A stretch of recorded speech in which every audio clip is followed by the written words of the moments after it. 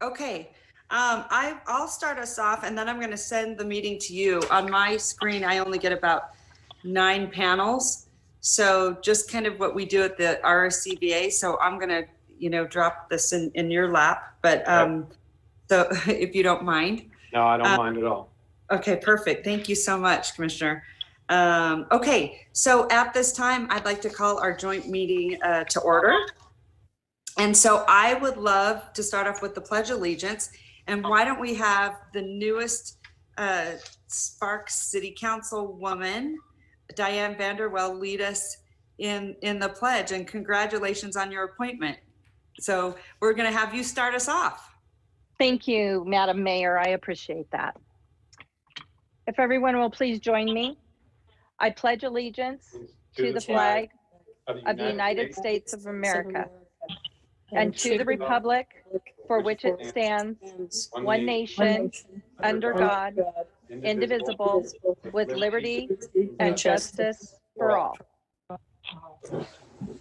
All right, nice job. Okay, I'm going to go to roll call, and then I'll go to Commissioner Lucy, and then I believe Mayor Lawson, you can ask for the roll call on your end. Sound good? Okay, at this time, I'm going to ask Madam Clerk, can you give me a roll call for the Reno City Council? Yes, Madam Mayor, and to clarify, I will be calling the roll for all 3 entities, but we will do that individually, and I will be prompted by each chair or mayor in order to keep a clear record. Roll call for the Reno City Council for the special meeting of Wednesday, November 18th. Breckus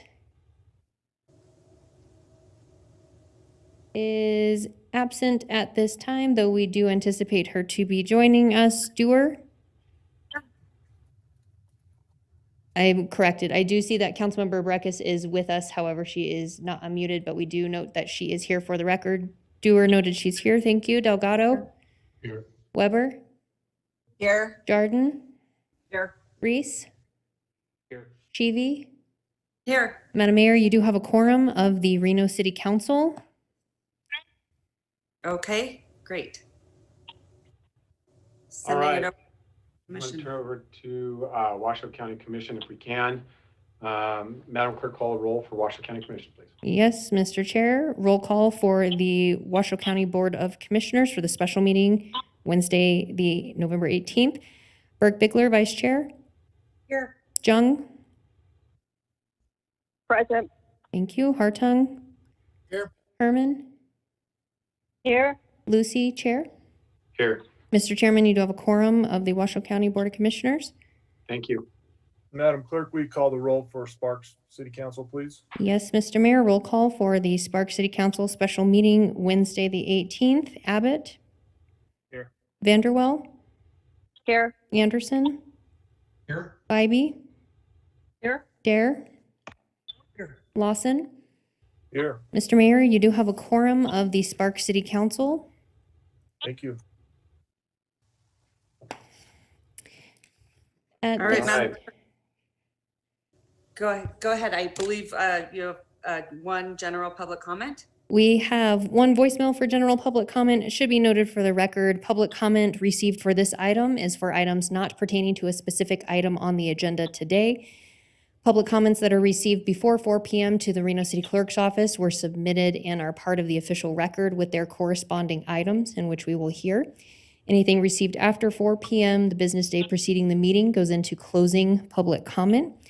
At this time, Madam Mayors and Chairman, it should be noted we received general public comment from Michael Pitkin, Teresa Bonahan, Brian Thornton, Barbie Shore, and John Marshall. These have been submitted to councils and are part of the record. Additionally, we do have one voicemail from Gordon Gossage, in which we will hear at this time. All right, thank you. For the record, I'm Gordon Gossage of Regenesis, Reno. Are some of you on the fence of approving the governor's poll proposals? Maybe you don't agree with 100% of the details, yet I urge you to approve all as written. The alternative of kicking back the staff, making changes, pushing the decision to January and beyond doesn't recognize this critical point in our housing emergency. Why are so many of our neighbors increasingly homeless? Despite COVID driving an unprecedented drop in income, rent continues to rise, especially destroying the lives of those who can least afford it. Johnson Perkins Griffin shows for the quarter ending September, one-bedroom rent is up 6%, to $1,271 since a year ago. Is an increase in rent unusual nationally? ApartmentList.com reports the average rent in the top 100 national markets. They report an increase in rent in our community of 7% just since COVID began in March. Is this unusual? Absolutely. We rank number 5 out of the top 100 in the country. Not a surprise, rent decreased in most markets as COVID relentlessly suppressed demand from March through October. By how much? San Francisco dropped by 22%, New York by 15%, Seattle by 14%, Boston 14%. It's just San me, Jose, or 12%. I'm not hearing anything. Washington, D.C. dropped by 11%. You can't hear that, Reno Ed? was impacted by COVID less than 95 out of the top 100 Yes, I hear districts. You were blowing a despite 7 dog months of whistle? COVID, I heard that. compared to the rest of the country, our housing prices have skyrocketed. I believe we're having technical difficulty. Why don't, What will happen after Madam the Clerk, can vaccine we and take that economic at the end of the meeting? Yes, Madam Mayor, can I just see a nod of heads from the body? If you were able to hear that voicemail, can you all know? I don't, any of us could. Okay, well, we will have our fantastic IT team work on this, and it will be ready to go with item 11, in which we have 118 voicemails in the queue, just so that way council and commissioners are prepared for that. So we will have that geared up. With that, Madam Mayor, we would be transitioning to approval of the agenda. As this is a concurrent meeting, I would ask that each body give us a motion for this. All right, thank you. At this time, can I ask to get a motion from City Council member? So move, Jordan.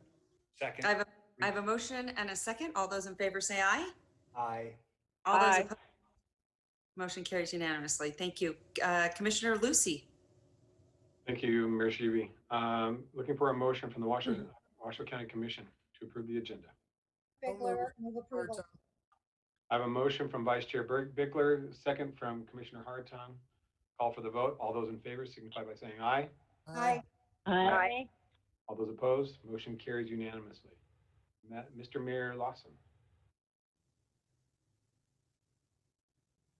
Unmute. You're muted, sir. You're muted, Bob. We're looking for approval of the agenda from the Sparks City Council. Ms. Bybee? I move to approve the agenda as submitted. I'll Looking for a second. second. I second. Ms. Vanderwell? All those in favor signify by saying aye. Aye. Aye. Opposed? Motion carries unanimously. All right, Madam Clerk, before we go on to presentations, I'm going to hand it over to you, Commissioner Lucy. Sound good? All right, thank you, Madam Mayor. I appreciate that. This is the first time we've come together as 3 bodies in quite some time, and it's a massive issue that we're going to be talking about today.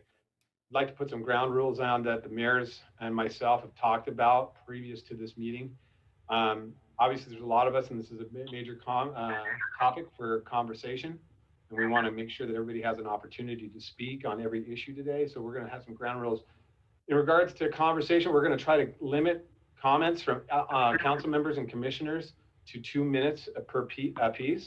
Try to be respectful of everybody else on the phone and Zoom, and we'll call you out. I'm doing the best as I can to see hands. So what I would ask is if you just raise your hand and kind of signal me, and I'll try to go from there, and then we'll work with the clerk and move through this. So with that, Madam Mayor, if you don't mind, we can move on to our first agenda item, which would be item 6. Madam Clerk. All right. Perfect. Madam Mayor, Mr. Mayor, and Mr. Chairman, the first presentation today at this time will be from Amy Jones, the Executive Director of the Reno Housing Authority. At this time, we will transition her from an attendee over to a panelist to give you a brief update on item 6. It should be noted there is no public comment for this item. I would also like to remind and reiterate comments from Mr. Chairman. If, as the board, if you are not speaking, if you can please stay muted so that way we have stronger audio, that would be appreciated. Thank you. Thank you, everyone, for having me here today to provide an update on the CARES Act Housing Assistance Program and evictions. First, I just want to thank the City of Reno and City of Sparks for providing us additional funding to administer these programs to assist families in our community their units and avoiding eviction. Just a recap, we did receive 4 different funding sources. Our first funding source was from the Nevada Housing Division of $5 million, the City of Reno of $1.5 million, the City of Sparks of $2 million, and then a second allocation of CDBG funding from the City of Sparks. The funding from the City of Reno, the 1.5, has been exhausted, as well as the CDBG funds of Sparks. So after we received all of those funds, removed the admin fees, we had just over $8 million to spend on emergency rental assistance to keep families in their homes. As of today's date, we received just under $3.5 million. The program, the requirement of the program to be eligible was the family or individual must have experienced a COVID-related loss of income and owe their landlord monies. So during this process, the terms and requirements of the program has changed. Initially, when we started with the Nevada Housing Division, there were strict requirements as to the funding or the documentation that was needed. And initially, the Nevada Housing Division funding was given to the Reno Housing Authority, the Nevada Rural Housing Authority, and Clark County Health and Human Services. And so all 3 jurisdictions experienced challenges with the strict requirements of getting that funding. So ultimately, we were able to implement an attestation form, which streamlined this process tremendously. Another process that we had to change was initially there was a requirement that we recertify the eligibility and the need for these families every 3 months. Again, that was a lot of work, both for cumbersome for both the staff and the applicant.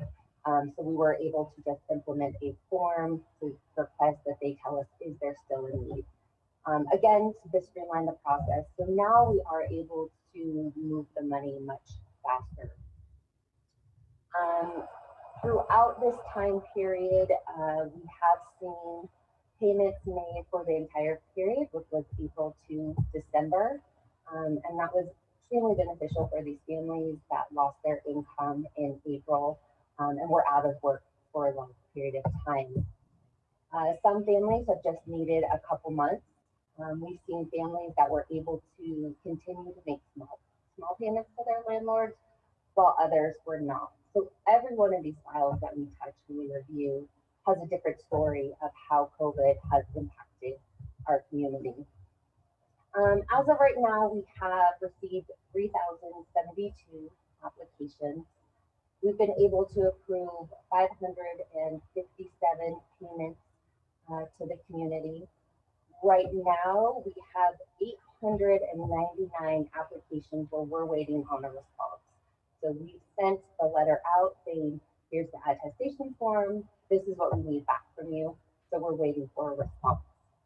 In addition to that, we have 323 files that are completed and just waiting review for that eligibility and payment. As of right now, our average payment is $5,913. And so that varies from time to time as we continue to process these files, depending on the range. As you're all aware, these monies at this time have to be spent by December 30th. If we were to approve all of the files that we have in our pipeline right now, the 323 and the 899, we'd be looking at payment of $7.2 million. And that exceeds what we have. However, we do know just based throughout this entire process that we're not going to be able to approve all of those because of eligibility or lack of response to us. Just to kind of touch on the evictions and what we've been seeing throughout this process. First, I'd like to say the majority of landlords that we've been working with have been amazing. They've really been trying to work with their residents. They've been very patient and happy to work with us, knowing that we're going to be able to get that rent paid. We are seeing, as of more recently, more 7-day notices coming through. However, again, these landlords, for the most part, have been very patient and when we contact them to let them know that we're going to be assisting these families, they've been rescinding those 7-day notices. We've even seen a few that the lockout went through, but we were able to get in touch with them and they've allowed them to go back home. You know, we do understand this is a tough situation for these landlords too. You know, they want to work with their residents. They don't want to evict them, but they also have to collect the rent. So they're put in a very tough situation. I was able to reach out with the mediation program. We have committed that if we're contacted by the courts through a mediator, that we would fast track those requests. Currently, for Washoe County, there are 27 for the city of Sparks and 2 for the city of Reno. We haven't been contacted as of yet to fast track any of those payments, but that's where things are standing with the mediation program. So this may be an indication that this program is helping our community. That's what I would like to think. I just wanted to share one story as of recently, because this program is truly helping the families. There was a father and his young daughter, and they were not able to pay the rent. They knew they were going to be locked out. The landlord did not want to lock them out. Ultimately, we were able to come through and make that payment. They were allowed back in their unit. They were not evicted. They were able to stay in their home, which is really what this program has been able to do. I do have to just note that this would not have happened. This program would not have been possible without the RHA staff. I can sit here and give you statistics, but they are the ones that have really gone above and beyond to make sure this program was successful and continues to be. You know, they came in early, they stayed late, they came in on the weekends because this was so important to them and what we do for this community. And just lastly, I am grateful to all of you for allowing us to provide this emergency assistance. This is outside of our traditional programs. We don't normally do something like this, but you know, the RHA Board of Commissioners and staff were more than eager to take this on and keep these families housed, get the money to the landlords so we can continue to support them and they can support affordable housing in our community. So with that, thank you, and I'm happy to answer questions. All right, Ms. Jones, thank you for, is there any questions or discussions for Mrs. Jones? I'm looking at my, Real quick, Chairman Lucy. yes, go ahead, Mr. For ease of mobility here, I'm going to ask that anyone from the city of Sparks that has comments or questions, please refer them through the commission chair. Thank you, Mayor Lawson, I appreciate that. Councilwoman Dewar. Yeah, thank you. I'll make it quick. I just wanted to understand about the evictions. I've been reading about that some people are getting evicted. Is all of our evictions centered within the Reno Housing Authority? Thank you. No, they are not centered within the Reno Housing Authority. We will only see any of those evictions that those individuals make application. Now, if somebody is participating in mediation through the court, if that mediator contacts us, then we will fast track that through. It was our understanding that the federal prohibition on evictions would be protecting most of the people once the state prohibition on evictions was lifted, but it sounds like it's not a perfect system. Nothing is. So I just wanted to better understand that. Thank you for what you're doing. And so just a clarification on that, once the state moratorium was lifted, the CDC did implement a halt on evictions. However, for that to go into effect, the individual has to complete the declaration. And so if they complete that declaration and give it to their landlord, then their landlord cannot proceed with eviction. If that declaration is not completed nor given to the landlord, then the landlord can move forward with it. Great, thank you. Councilman Dare. Yeah, how in your estimation do you believe we're going to get to help? I mean, with this eviction moratorium getting lifted come January, I mean, they might push it out more, but sometime at some point everything's going to be this wave.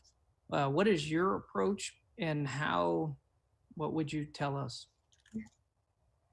Well, that's a great question. I do have that concern come January 1. As of right now, all of the money has to be spent. So what does that look like when the CDC halt is also lifted? I wish I had a crystal ball that we could resolve it. I'm hoping these monies that have been provided to the Housing Authority have reduced that impact and what that needs going to be come January 1. Also, if there's going to be additional funding at that point to continue this. So once there is no protection of the CDC halt or any type of eviction moratorium, we'll really see what that need is and be able to help those in need as well.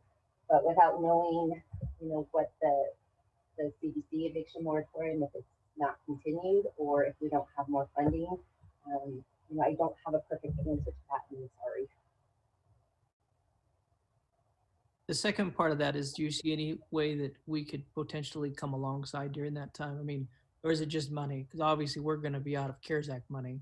Yeah. So what does that look like? I mean, what I foresee is come January 1 is, the CDC eviction moratorium will be lifted, and these landlords are going to be able to proceed with an eviction. And these landlords are in a catch-22. I don't really think they want to evict these individuals, but they also have been without rent for a very, very long time. So money is a big piece of that. How do we help these landlords become whole and also keep those individuals in their unit?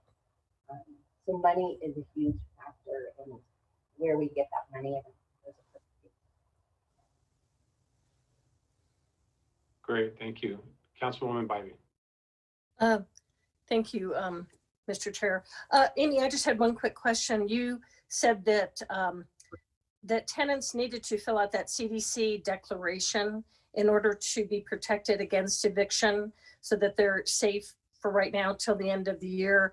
How is that information being disseminated to the public beyond Reno Housing Authority? Is it, I think that's important that all of our residents are aware of that. And if they're not, how can we improve that messaging so that people aren't, could be protected and they might not know how to go about doing that? Thank you. So that information, we do have the information available on our website, and I would be happy to forward a link if you want to include that on your website. I know Washoe Legal Services and Nevada Legal Services have also been promoting that and ensuring that residents know and offering workshops on it so they know that that's available. The form is also available on the CDC's website, but I can forward a link to all of you for our website and where we have that. Great. Are there any questions from any of the members, any other member, any of those on the phone, if you would unmute? All right, seeing none further. Wait, I got somebody on the phone. Is there somebody? Oh, all right. Seeing none further, we will move to item 7. So the item 7 is our Built for Zero presentation. And this is Built for Zero for the re-enrollment in the next chapter. And we have County Manager Eric Brown and Dana Searcy, Special Projects Manager from Washoe County, joining us for item 7.1. So Madam Clerk, if we can turn it over to them for 7.1. Yes, Mr. Chair, at this time, transitioning both Ms. Searcy over. She is sharing her screen and will begin her presentation at this time. Okay. Actually, I'll start if you don't mind. So for the record, this is Washoe County Manager Eric Brown. Hopefully you can hear me okay. I know the sound was a little askew, but thank you for the opportunity to address the Joint Councils and Commission this afternoon. We're actually going to cover 7.1 and 7.2, and joining me to do that, as the chair said, is Dana Searcy, who works in the office of the county manager here as our special projects manager. For the better part of the last year, for those of you who don't know, Dana has been assigned to lead the county's efforts with regards to our initiatives in the homeless arena, whether that's working with Amber Howell and the folks at our place, or with Kate Thomas and our other county agencies. So Dana will address you in a little bit. I should mention to you that over that year's time, she has had the opportunity to interview over 40 agencies, organizations, nonprofits in the area that are associated with homelessness, and has an excellent perspective on the landscape of resources, providers, issues that we face here in the region. Also joining us this morning for 7.2 will be Grant Denton, the Karma Box Project, and he'll be talking about specifically the efforts he's been assisting the county with as it relates to some of the efforts on the river.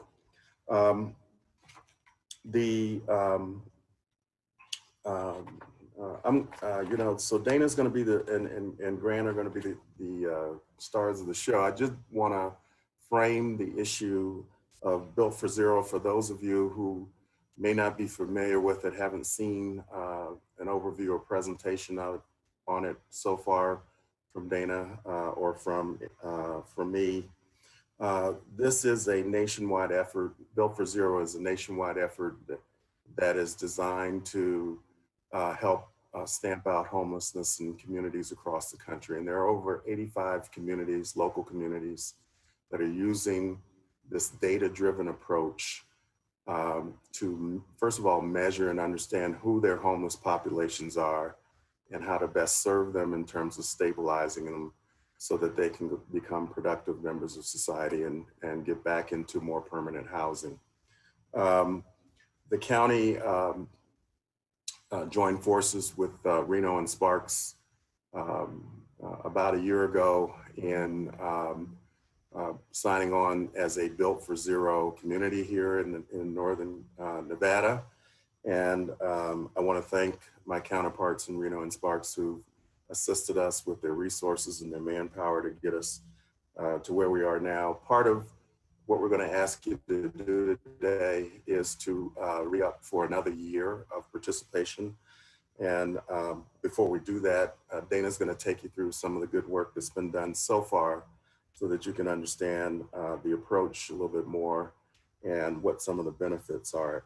I will tell you it's a different approach. It is a data-driven approach. So you're going to hear us talk about developing a by name list because the approach is built around understanding the populations that you're trying to serve, as opposed to just trying to get them to move off of the river or wherever they may be inhabiting.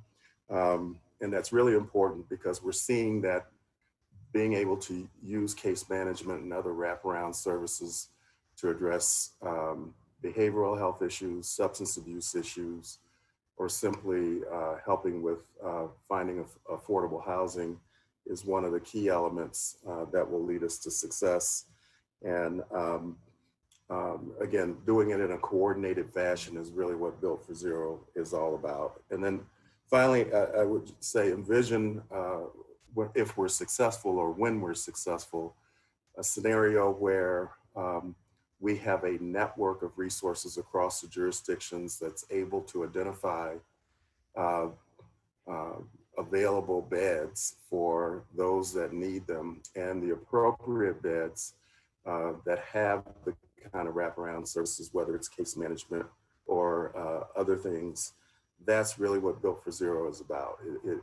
It's not simply a study or research to look at the problem, but it's actually to put in place resources and a network of resources given what's available in this community to address the issue. So with that, I'll turn it over to Dana and let her take you through a summary. Thank you. Good afternoon. For the record, Dana Searcy, Special Projects Manager from Washoe County. I apologize for the back and forth on the presentation here. Ashley, I was trying to send you a message to please elevate Grant as we're going to cover both of the agenda items within the same presentation. Thank you, Dana. We actually have already moved over Grant as a panelist as well, so he is available to help take over whenever you volley to him. Thank you very much. So I appreciate that the Reno City Council and CHUB members have already heard this information, but we're being cautious of the fact that the Sparks City Council and County Commission have not yet received a formal presentation on Built for Zero, and we appreciate the opportunity to provide just a quick overview of the project for them. Really, there are key differences in the Built for Zero communities that are experiencing success, and they all revolve around working together as a community. An integrated command team coordinating local efforts and ensuring all voices are heard, community level measurement focused not on the success of individual programs, but on our system as a whole. Comprehensive real-time by name data, allowing for a tailored solution and a clear line of sight, and strategic data-driven housing investments. While Built for Zero is able to guide us through methodologies that are working and having success in other communities, like many things, it's not a guaranteed solution. And it really is going to take a lot of effort and dedication from our staff and our elected officials to come together and navigate these difficult conversations and build consensus within our community so that we can all work towards this common goal. We have a core team with representatives from each of the 3 jurisdictions. You can see here on this list that there are over 35 different organizations who have pledged their support and their hope really for Built for Zero. These organizations are either actively involved in the work itself or receiving frequent updates and being part of the discussion of direction. We've completed quite a bit of work. I'm not going to go through this slide in detail for you, but really I just wanted to call to your attention how dedicated this team truly has been. In the face of the COVID pandemic, we began our work in April. It was so important to this team to make sure that we started to put these building blocks into place. And over the last 6 or 8 months now, we've really accomplished quite an enormous amount of this foundational work. And I just want to put out a big thank you to the team and let you know how dedicated they are. So the current work really revolves around, again, that foundational work. It's really about who is out there, who is currently experiencing homelessness in our community. Where are they? What is their name? What are their needs? What is the barriers that maybe we can break down and help to offer services? And then having a clear idea of how many beds and services we have available that they might be able to be matched with. All the while, we are expanding that coordinated effort and bringing together all of the different resources that we have to make sure we're all working together to, as efficiently and effectively as possible, move individuals who need support into those supportive services. And this is just demonstrating the benefit of that work really through a quality by name list and a coordinated effort. Then we're able to increase effectiveness by reducing the number of people experiencing homelessness. This is our monthly dashboard that we have been sharing with the CHUB board and also our local COC Leadership Council and the RAW meeting that meets every month. This is our by name list by the numbers. It is definitely in a beta phase still. You will see in July and August, the numbers are slightly lower than in September and October. July and August include only our our Homeless Information Management System, our HMIS system. And in September and October, we've been able to complete an API and bring in over the Good Grid data also. So that is one reason why there's a pretty large jump between August and September. This information displays for each month, you're seeing the number of active people who have received either a service or been enrolled in a program within the last 90 days. And the idea of this is that we're looking at a more accurate picture of who today in our community is experiencing homelessness. We know we are missing some people still. We are missing everybody who is unsheltered and not receiving any services. And we're missing people who do not, any programs or services that don't use HMIS or Good Grid for reporting. Those are also still not included in these numbers. So is the number increasing? I think we can all say it is. Is it increasing to the rate that you're seeing on this graph? It isn't. We anticipate that this number will go up a little bit more still as we bring more data together. And it's really about having that clear picture so that we can closely monitor. And then hopefully, you know, as all of this comes together and our data is clear and accurate, then we'll be able to start to see these numbers go down as we begin to have an impact. And this is another graph that we show each month at CHAB. This is the inflow and outflow. Again, you're noticing that big jump in September. That's because all of that Good Grid data was coming over. It's not 100% of the reason why there was a jump. So there has been a growth over the last 4 months. That isn't a surprise to any of us. Exactly what that growth is, we really can't answer that question. But again, we're moving towards that more perfect quality data, in which case we'll be able to answer more detailed questions about exactly how many people moved into experiencing homelessness and successfully moved out of homelessness during any given month. And with that, that's kind of a general introduction to the foundational work that we've done. I'm gonna go ready to turn it over to Grant Denton and the Karma Box to show his work that he's been doing in partnership with Built for Zero. And one reason that was able to happen was a generous grant through the Truckee River Fund in Tumwa. And so we appreciate their support in all of this. And with that, Grant, I'll go ahead and turn it over to you. So can you hear me? Because I can't even see me. In the light of 118 public comments, I'm going to breeze through this pretty quick. If you have any questions, hold on. Grant, just so you know, we now have access to your video and we can hear you. So you should be able to present away. We still are using Dana's screen, so I'm sure she can advance the slides for you and you will fill in the blanks as we go. All right, cool. So in the light of 118 public comments, we're going to breeze through this. So if you look at it like this, if every unsheltered person in the community right now decided that they wanted to get off the streets and get off the river and get their life together, we'd be in big trouble, right? There's a resource scarcity. So what's the answer to that? The answer is to work with this population in the context of their living. And that's what the River Stewards and Built for Zero is essentially doing. And it's important to know that, you know, with Built for Zero, you hear the by name list and everybody's like, what do we need to know there? You know, why is it just about names? Well, it's bigger than names. It's about getting to know our folks, knowing our individuals. When you're working, you know, to solve a problem involving people, it's very important that we get to know those people. So that's what the Built for Zero is really a lot. That's a lot of what Built for Zero is about. Next slide.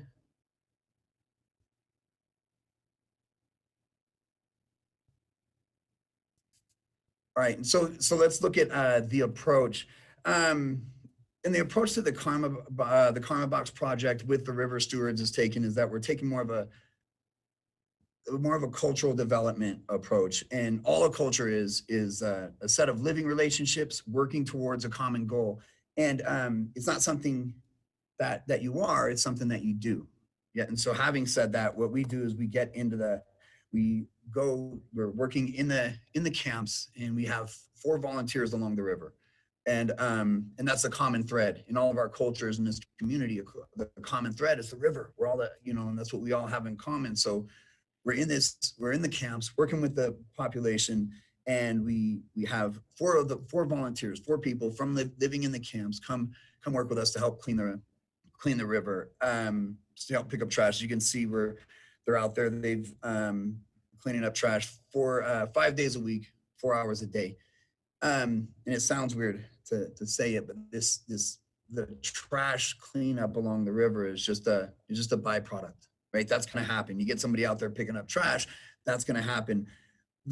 what's important about this program is that we're giving this population a platform for purpose, right? We're setting up a platform for this population to come out and do things and actually give back to the community. In addition to that, it brings awareness to what they're really capable of, right? They can build self-efficacy through this. It actually puts them in a condition where they shift from being an asset or a liability to the community to an asset in the community, if that makes sense. And it's almost like working alongside of them is kind of like teaching someone to ride a bike, right? You gotta walk with them, you gotta run with them for a little bit until they get their balance, and then they're able to move forward.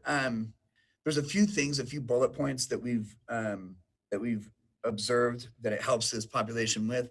It actually has the population that's working with us mirroring the behavior that we want the rest of the group to display by going out and cleaning up. It sets a standard for social norms in the community, and it's also building foundational skills for living that work in any social bubble.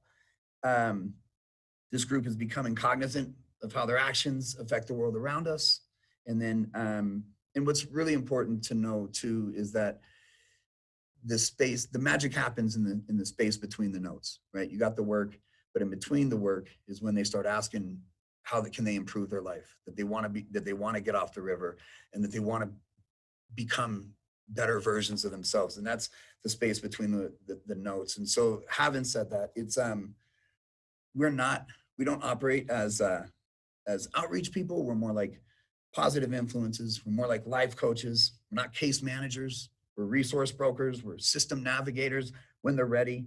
And this population isn't our clients. They're our friends, right? We build a rapport and a relationship with them to where we're actually starting to care for one another. And so next slide. So what's really important for integrating back into the community when you're sitting right outside of the group is community engagement. What we do every Friday is we go have lunch at a restaurant in the community. The restaurants and the businesses, local businesses, are stepping up and helping out this group. From restaurants from Chewy's, Record Street Brewery, Pizzava, and the Grateful Gardens have been that, we'll go to the restaurant and feed this group. When you spend so much time outside of a community, it's difficult to integrate back in. And so that's what that does. And I have to tell you, when we first started doing this, and I would take individuals to lunch, looking at a menu and knowing that you have a choice to pick whatever you want to eat would make some of these guys tear up, right? Because they're getting back into the group, and it's a really impactful thing to show somebody that we want them back, and to open up our arms. If you look at it right there, the Reno Big Reno Coat Drive donated jackets to our guys. KTMB helped us with cleanup. Sort of the Junior League came down and helped with cleanups. One Truckee River is always helping with cleanups, and there's groups down there. So one of the issues we have down there is trash, right? And then when the wind comes and it blows it can blow it into the river. So we have a group that comes down and created a pallet, like little trash bin, so that the trash does not blow into the river, so it stays in one place, and so it's easier for us in the camps to pull it out. And also the community engagement. And then we can move to the next slide. And what's important about this program is that it's a stigma reduction model, right? When we can prove that this group is out doing things, right? All stigma is a mark. Our goal is to smudge that mark or just wipe it out completely, because we are out doing things, and we can move from being liabilities into assets if we look at it like that. So the progress since October 21st is we've had 11 stewards that have volunteered with us. 3 have moved off the river, have been housed or employed, and one of them was in collaboration, or is in collaboration with Elizabeth Pope from the VA, and one that we're getting off the river today is in collaboration with Christopher Dyer's program, the one-on-one program One entered outpatient. One of our stewards has entered outpatient at the Ridge House. And to this day, actually, there's been more for counting yesterday, but to this day, we've collected 952 bags of trash off the river. And that's significant. So if you want to look at stigma reduction, pay it like, that's it. Look what they're doing. This is our group, and just working alongside of them, giving them the encouragement that they need and getting to know this group. Not only are we going to clean the river up and give back to the community, but we're going to want to get out because now we know what we're capable of. So that's it. Thank you, Grant.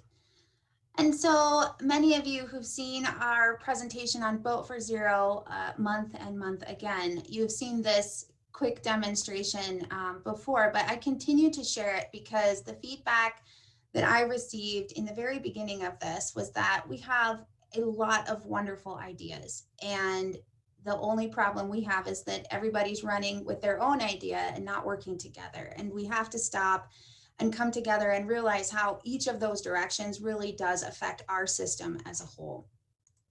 And if we choose to move in a different direction, then our system isn't able to work as efficiently as it can.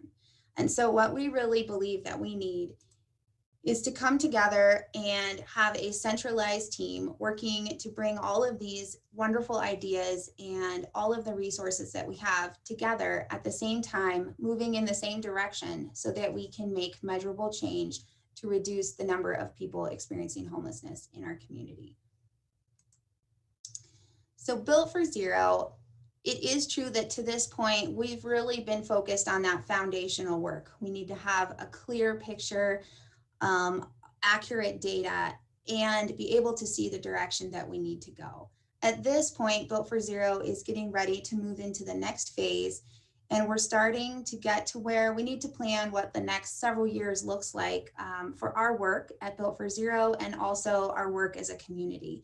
And so what we would like to propose is that Built for Zero become in our community what it is to so many other communities, which is really that central location, that central planning group that is able to bring all of the voices to one table to make sure that all of the efforts and strategies align and complement each other so that we can make progress. So thank you for your time today, as always. With that, I'm going to turn it back over to Eric. You're still on, Eric, as we'd like to take you through some commitments that we'd like to ask for. Yeah, thank you, Dana, and thank you, Grant. And Grant, I think you're a wonderful resource. I got to tell you all, you know, I'm a relative newcomer to Northern Nevada. And a few months ago, I went down and had lunch with Grant on the river and saw how he interacted with these populations. And I was blown away. And I'm glad we were able to find a way to harness your talents. I think you're a wonderful community resource. And I look forward to a long and productive relationship going forward. So what we're asking for today in terms of possible action is not a approval of the document that was included in your materials, but rather a agreement across the three jurisdictions, Reno, Sparks, and the county, to continue to work through the Built for Zero collaborative to achieve our goals in terms of reduce homelessness in the region. You know, the Built for Zero is an opportunity for us to better define the roles and responsibilities of the jurisdictions and the other stakeholders in the community. So I know there's a lot of discussion about the county taking on a larger role with regards to homelessness. I am not the elected official representing the county today, but I will tell you that I support that.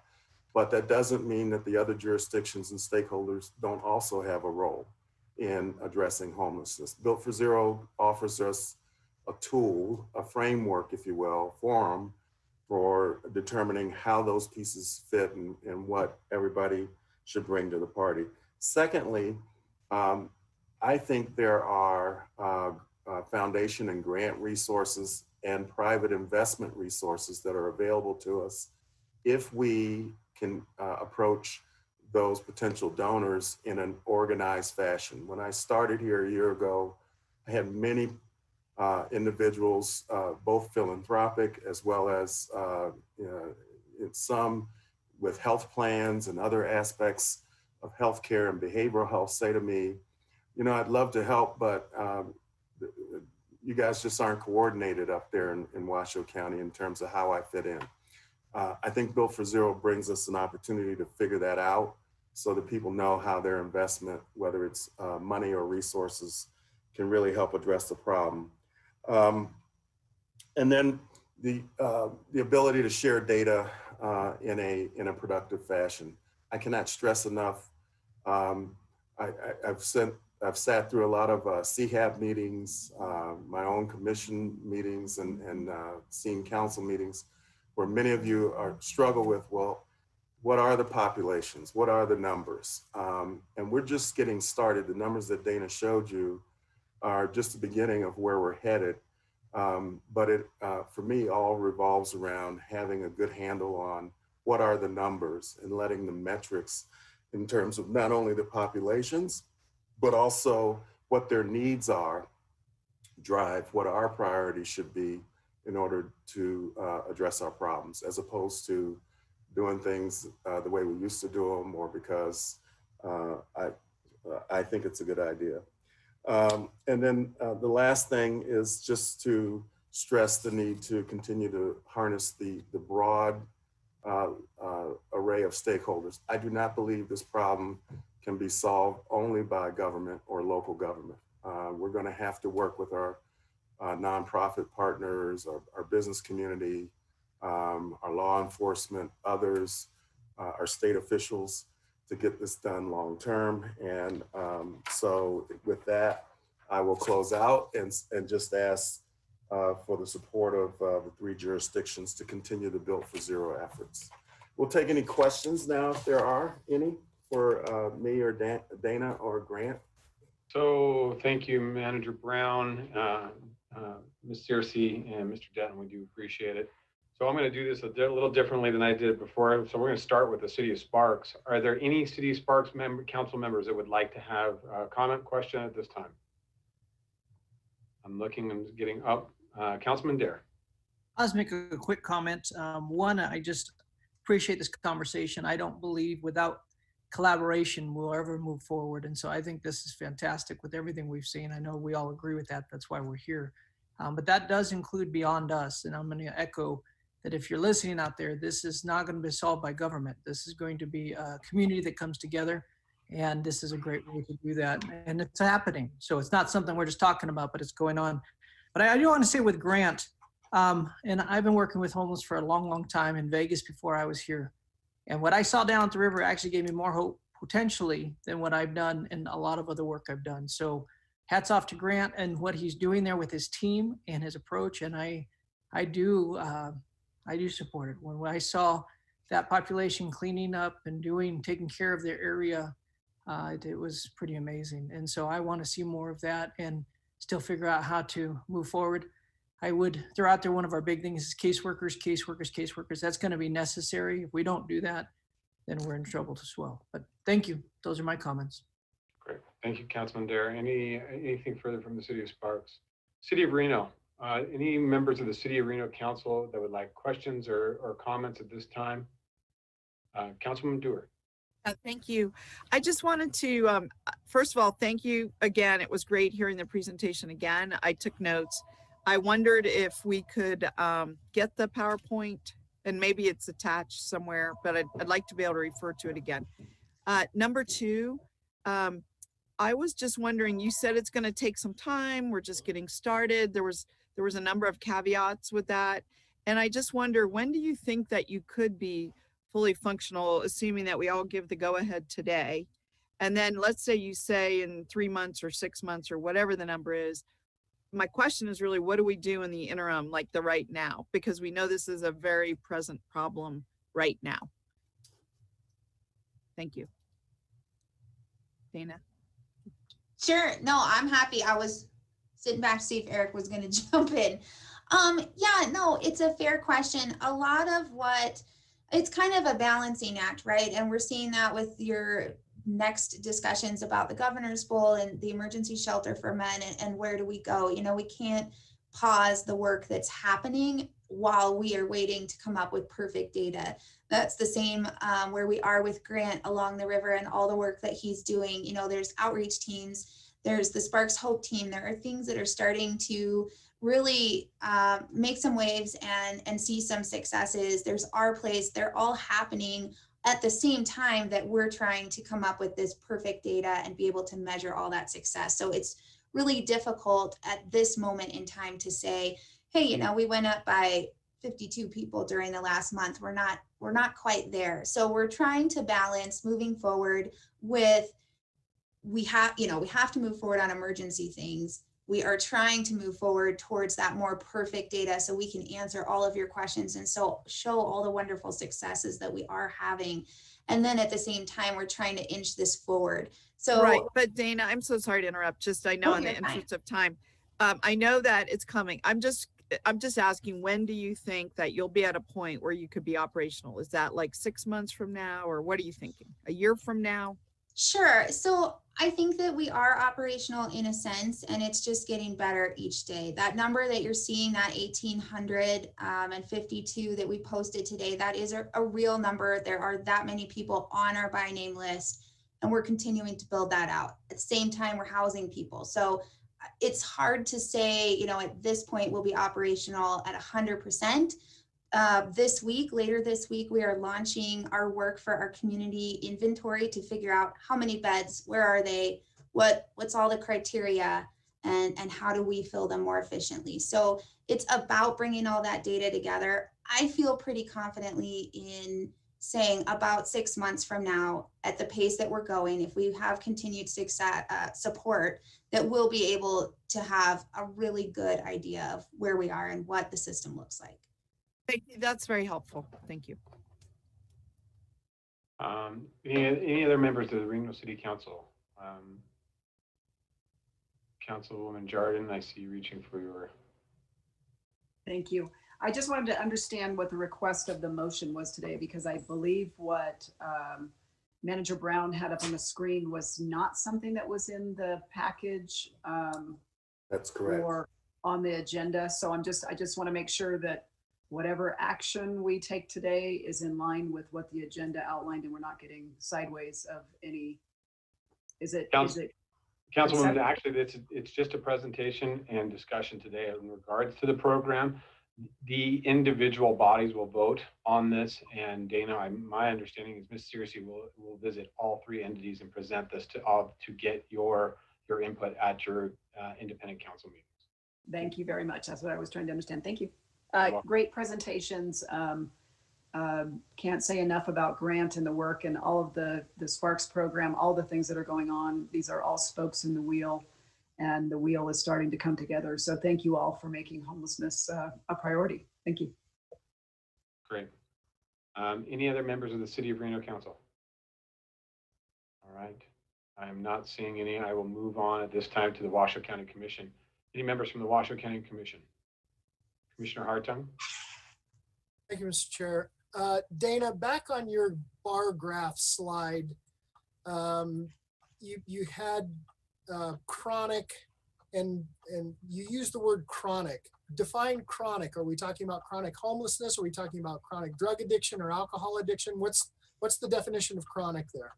Sure, it is chronic homelessness, and I, of course, don't have that definition right in front of me, but it is a HUD term that defines a specific number of circumstances. I believe that it pertains to homelessness. So, yes. So do we know the number that are addicted to drugs and alcohol? No. Okay. It's going to be difficult for us to address this because from my perspective, we're going to have some programs where we get them clean, we get them sober, we get them potentially retrained, One of the things that we've talked about, Dana, before is having caseworkers from UNR and possibly TMCC as an internship program that can work on this, because we do need caseworkers, but we can't always have we'll call it a full-fledged caseworker from our agencies. And without programs, without a clear path forward on programs of how we're going to step them through programs, and then when they enter into these programs, we get them into retraining and et cetera, so that we can get them back into the workforce. If we don't do that, the problem will just perpetuate itself, in my opinion. Absolutely, and that's definitely our next step. Item number 1 is figure out how many people are out there, where they are, and how many beds we have. Step 2 is to figure out what are the criteria that are assigned to each of those beds, what our drug and alcohol programs are out there, how many women beds versus, youth beds and men beds and all of that, compared to our population. And then we start matching things up, and through all of this analysis, and by having that data, then we are able to come back to you as the decision makers in our community and say, here are the holes, these are the gaps, this is why our system isn't as efficient as it could be, and those are the programs that we need to target. That's the entire point. Understood. Okay, good. Thank you. And we've talked about this many times. Give them a fish, we feed them for a day. Teach them to fish, we feed them for a lifetime. Thank you, Mr. Chair. Thank you, Commissioner. Appreciate that. Any comments from any of the Washoe County Commission? All right, seeing none. Like I said previously, these items will be coming back to each one of our entities for initial motions and movement from there. So with that, we will close item 7. Madam Clerk, do you want to take us into the next items? Yes, Mr. Chairman, at this time, we will transition to item 8, which is presentation discussion of the Homeless Outreach Proactive Engagement Program. This will be presented to you today from Sparks Police Chief Chris Crawford. We are moving him over as a panelist now, and he will be able to give you a brief presentation.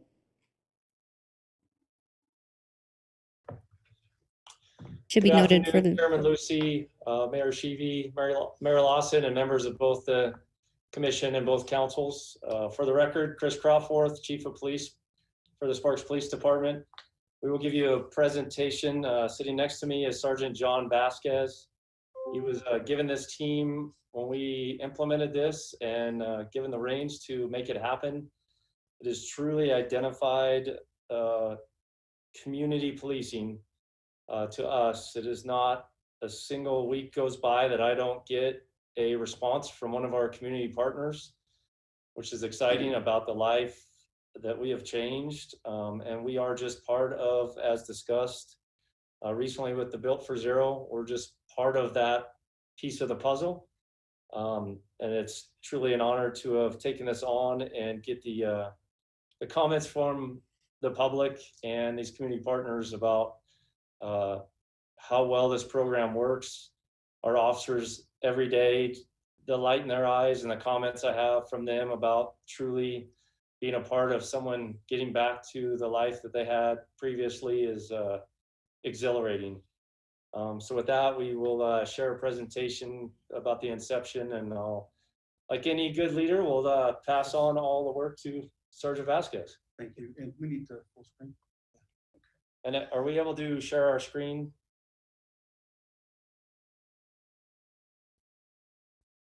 Thank you.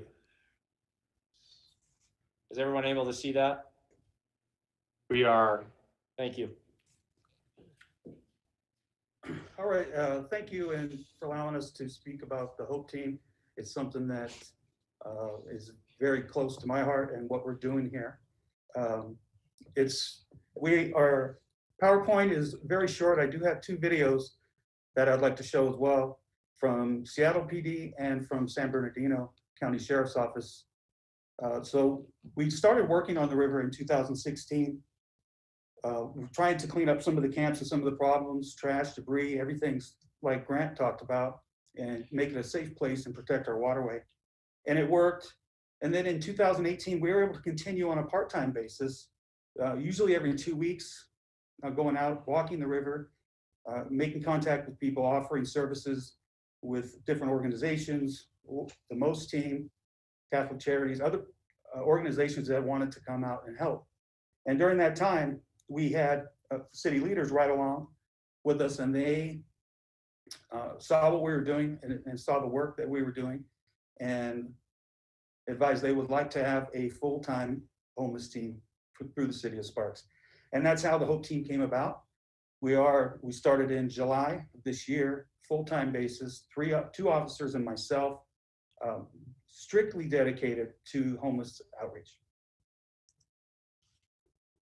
And the origins that we came from, we didn't reinvent the wheel here. We really followed what other organizations were doing across the West Coast. Mainly, Seattle PD and San Bernardino County Sheriff's Office.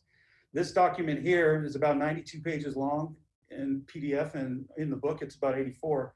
It's from organizations, police organizations across the country that are doing the same types of things that we're doing, and they talked about it. It came together, anyone from an officer to a police chief, and this was put together by the Police Executive Research Forum, and this is from 2018. Our own chief at that time, Chief Allen, was part of this. And we got a lot of ideas that we could bring forward with the HOPE team from this document. And anybody that really comes out with us and rides with us, gets connected with us, whether it's resources, organizations, charities, I offer them to read this because it's eye-opening what the police can do and how we can bring forward the resources that are offered in the community. This magazine, The Police Chief, from July of 2019 is another resource we used when creating the HOPE team.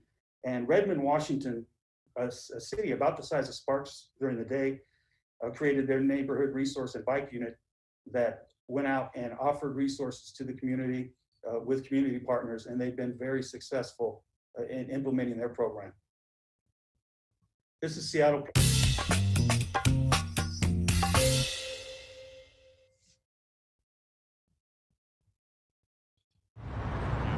Citywide, they're everywhere, you know, under bridges, freeways. A lot of stuff is hidden and stuff that you wouldn't even come across unless you really are searching for it.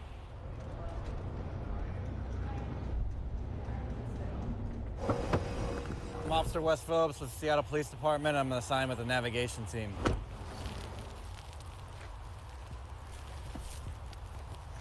Good afternoon, Seattle Police Outreach. Anybody home? My understanding is that we're the first to kind of go out with social workers, police officers, and other city agencies all together in a cohesive effort to go to encampments and people that are living on the streets and try to offer them resources. Hey, Onyx, how are you feeling? Because the last time I talked to you was over at 4:30. I'm hungry. Okay. I'm Eric Zur, and I'm the sergeant for the navigation team. He's now got himself and his area around his camp smeared in feces. He's talking, he's not connected with reality on what's going on at all. The navigation team is made up of 8 officers, myself as the sergeant, 8 social workers, along with some administrative staff. Awesome, yeah, let's do it. The team will work through an area. We'll try and connect with as many people as possible, offer them services, offer them housing. Some of them have electricity, some of them have like a communal tent with electricity. And then at some point help move them. And those folks who don't move, then usually we end up having to move them. Hello, Seattle. We're just posting a sign on your tent. We're gonna be here Tuesday to do a cleanup. There's outreach here. They'll be also back here a couple times before Tuesday to talk to you about services. The process for the navigation team on cleaning up encampments is posting an encampment anywhere between 72 hours and 7 days before the cleaning. Oh, I forget your name. I talked to you yesterday. And then we do outreach on all the days in preceding in between those. And then there's the day of the cleaning. And then we are still continuing outreach and trying to connect up with resources then. But that cleaning is a time when everyone has to actually be moved off of that property. So we just wanted to let you know that you still have to keep on doing what you're doing. You still have to keep packing. Oh, And I still gotta keep packing it. Yeah. I'm all packed up. I'm Tori Newbern, a police officer with Seattle Police Department. And you guys are pretty new to Seattle, is that right? Yeah, we just got here like 20-some days ago. Yeah. I love working with people and talking to people really getting to go deeper and try to connect with people and try to get them into somewhere better. For the most part, we've had a pretty positive reception when we talk to folks. You know, a lot of times there is apprehension because we're the police, and maybe they think we're gonna, you know, try to arrest them or do something more enforcement. And we try to emphasize that we're here on an outreach basis. Just trying to figure out kind of where you guys are at, finding if there are some things that we can actually move you inside that works for you. Living outside, it's not humane. There's health concerns there with just the amount of mud and feces and rats and garbage. A lot of them are dealing also with just medical conditions that they aren't taking care of. And so that adds to it. And people would say that's not healthy for people to be living in. We can do better than this. And that Seattle video is from 2017. The next video is short also, and it's from San Bernardino County Sheriff's Office. Their HOPE team, we've talked with them extensively about starting our team here and how we can make a difference with the police outreach.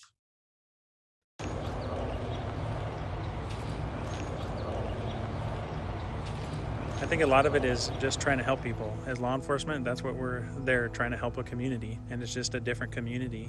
And obviously, it impacts all walks of life. It's really rewarding to see the process, how it's improved, and then how we're able to change lives when we do get those people housed. Love them to help me in any manner they could.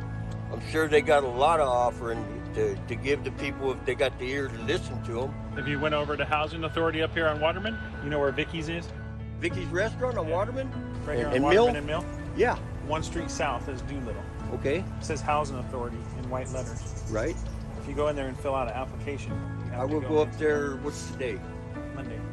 I'll go up there tomorrow. We get a lot of calls when we're at work, and then even on our days off, I'll get a lot of calls from the patrol stations asking if there's any immediate services for the people they contact on the streets.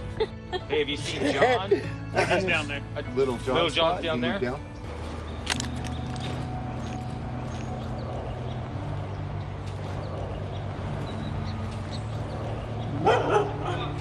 The hope is you catch them on a good day, but we come out and continue to talk to them and say, hey, you ready to get some help today? What do you need? What can we do for you? Ready to get you plugged in, and continue to hope that we just catch them at the right moment and they're ready right then, right there to accept some of the help, or at least start the process in getting the help. That's what the HOPE model is all about, and having done it for 3 years, I love it. Yeah, I've seen a lot of people. I go, well, so-and-so, I don't know, they got a place. Everybody's getting a place. They're getting people off the streets. You know, but it's like I do want out of here because I can't stand it. I can't do this. And I know vets that have gotten off the streets within 2 weeks. I mean, I know it's out there. The sheriff started the program in January of 2014, and in the beginning we had like 600 contacts. This year we're going to be almost 1,600 contacts around the county. I was in homeless over here. He sought me out because I'm a vet, and he's been amazing. I take a bullet for that man. I feel I can talk to him about anything, and that's pretty special. But I get it from all of them, actually. He leads the way, though. You know, everybody think officers and police are bad. You know, people think police are bad people and think that, you know, they don't want to help you. They just want to, you know, do you. But that's not true. Once we met these guys here, we found out there's some good officers, you know. We sometimes have to check ourselves and realize that this is somebody's child, this is somebody's parent, somebody's mother, somebody's father. It's given back to us too, to see people that go through the process, because obviously there's the folks that don't want the help at the time that we're reaching out to them, or whatever it might be with the drugs, alcohol, mental health. So watching people go through the process and get housing is very rewarding.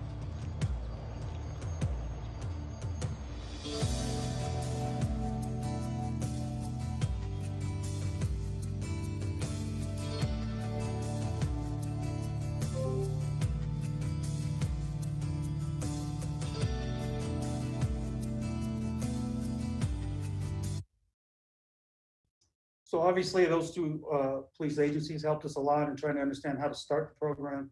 And really the HOPE team, our main goal is to offer the services and assist those experiencing homelessness through a boots on the ground approach. We must be out there, and myself and the two officers, when we're walking the river, when we're walking in our river parks, when we're walking the industrial area or anywhere else, it's about making contacts, about having some empathy. And we found that sometimes we have to have 7 to 10, sometimes 15 contacts before someone will accept the services we have available to them.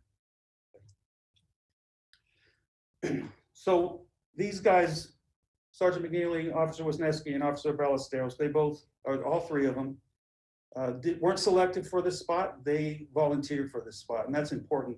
These guys want to help, and they're out there every day, specifically dealing with homeless type issues in the city of Sparks. The Hope approach, this is a dedicated team to homelessness. They don't do anything else. Any call for service that it has any homeless type issue to it is held for these officers. Not only does that allow the person to experience the homelessness or a crisis to get the best service they can, it also reduces calls for service for normal patrol officers to do what they need to do on the street on a daily basis. The only type of call that won't be held for our Hope team is obviously a violent call, but anything else, we want to bring the best services we can to them, and these guys with empathy that can talk to people and have community resources to help them. One of the other things we found in some of the different research we did is a different patrol uniform. Obviously, you can see the Hope is on the side of the shirt there, and the face covering is due to COVID, but we also have a lighter, softer approach with tan pants, tan boots. Some people may not think that's a big issue, but someone experiencing homelessness doesn't always have the best law enforcement context from what they've told us. And when they see this uniform, they see the Hope on the side or on a short sleeve shirt, they know that someone's coming to help them for an outreach to try to get them some services. And it's not just a call for service because they're somewhere.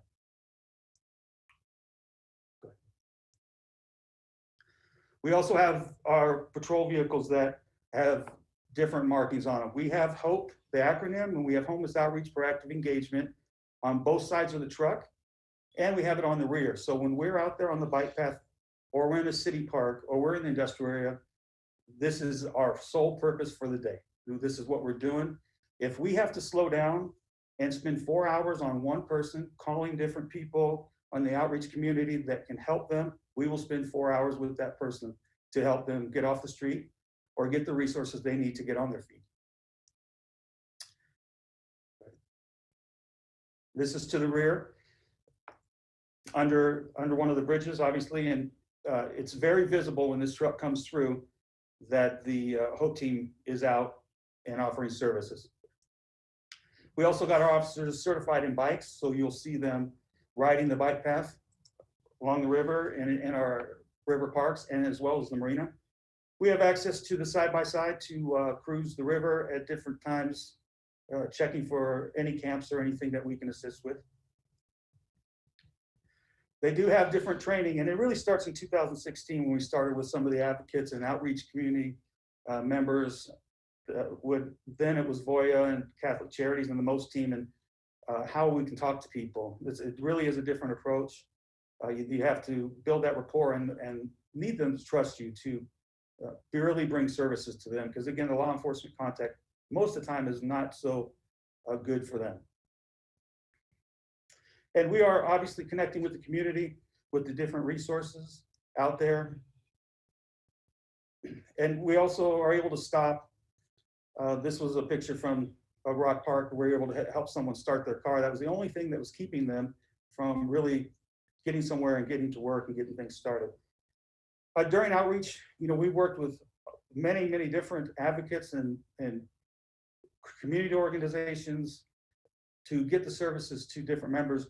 One of the organizations, Health Plan in Nevada, and their outreach with Rachel and Holly, they've been fantastic. And we've provided services to 80 members. And in honesty, we started working with them probably in late September. And now that these 80 people are getting resources through Rachel and Holly.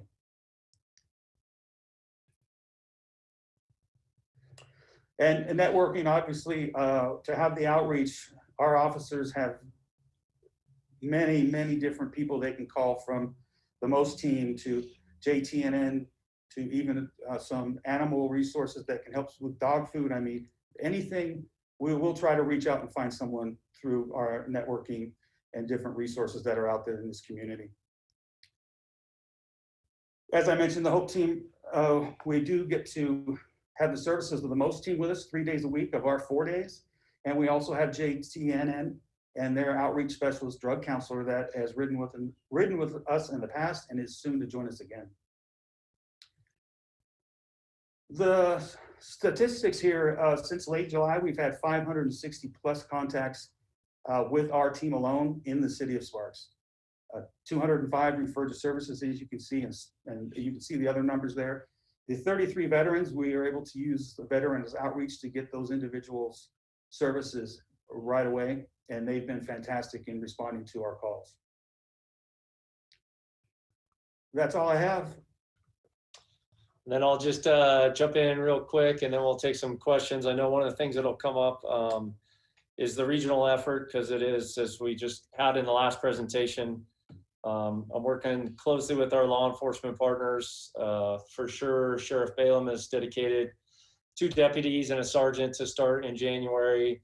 Police Chief Renwick with UNR has taken a significant interest and has asked to join part of that. So we're working with all our law enforcement partners to do this true regional effort, as we are a piece of the entire pie. And I just, again, want to reiterate how appreciative I am of Sergeant Vasquez and these officers, because the emails I get that we had one last week, the guy said that he had laid down on the sidewalk because he had given up on life. Now he's getting services and tells us how thankful it is to have a warm meal and a hot shower. So with that, I will turn it over to Chairman Lucy and any questions. Thank you, Chief. We do appreciate you and Sergeant Vasquez presenting to us today. Going to do as we started, we've done all along, to start with the City of Sparks for comments. I know Mayor Lawson, you've been a huge advocate for this, so we'll kick it off with you, sir. Well, I'm going to encourage any of you elected officials to do a ride along with these guys. To see them in action, you'll become believers. It's just that simple. So thank you guys. You do a great job. Any other members of the City of Sparks? Seeing none, we'll go on to the City of Reno. Mayor Sheevy, do you have any comment? Mayor Sheevy? Great, thank you, Chairman. First of all, I want to commend you, officers. What a great program. And you can really tell that you're very, very passionate about what you do.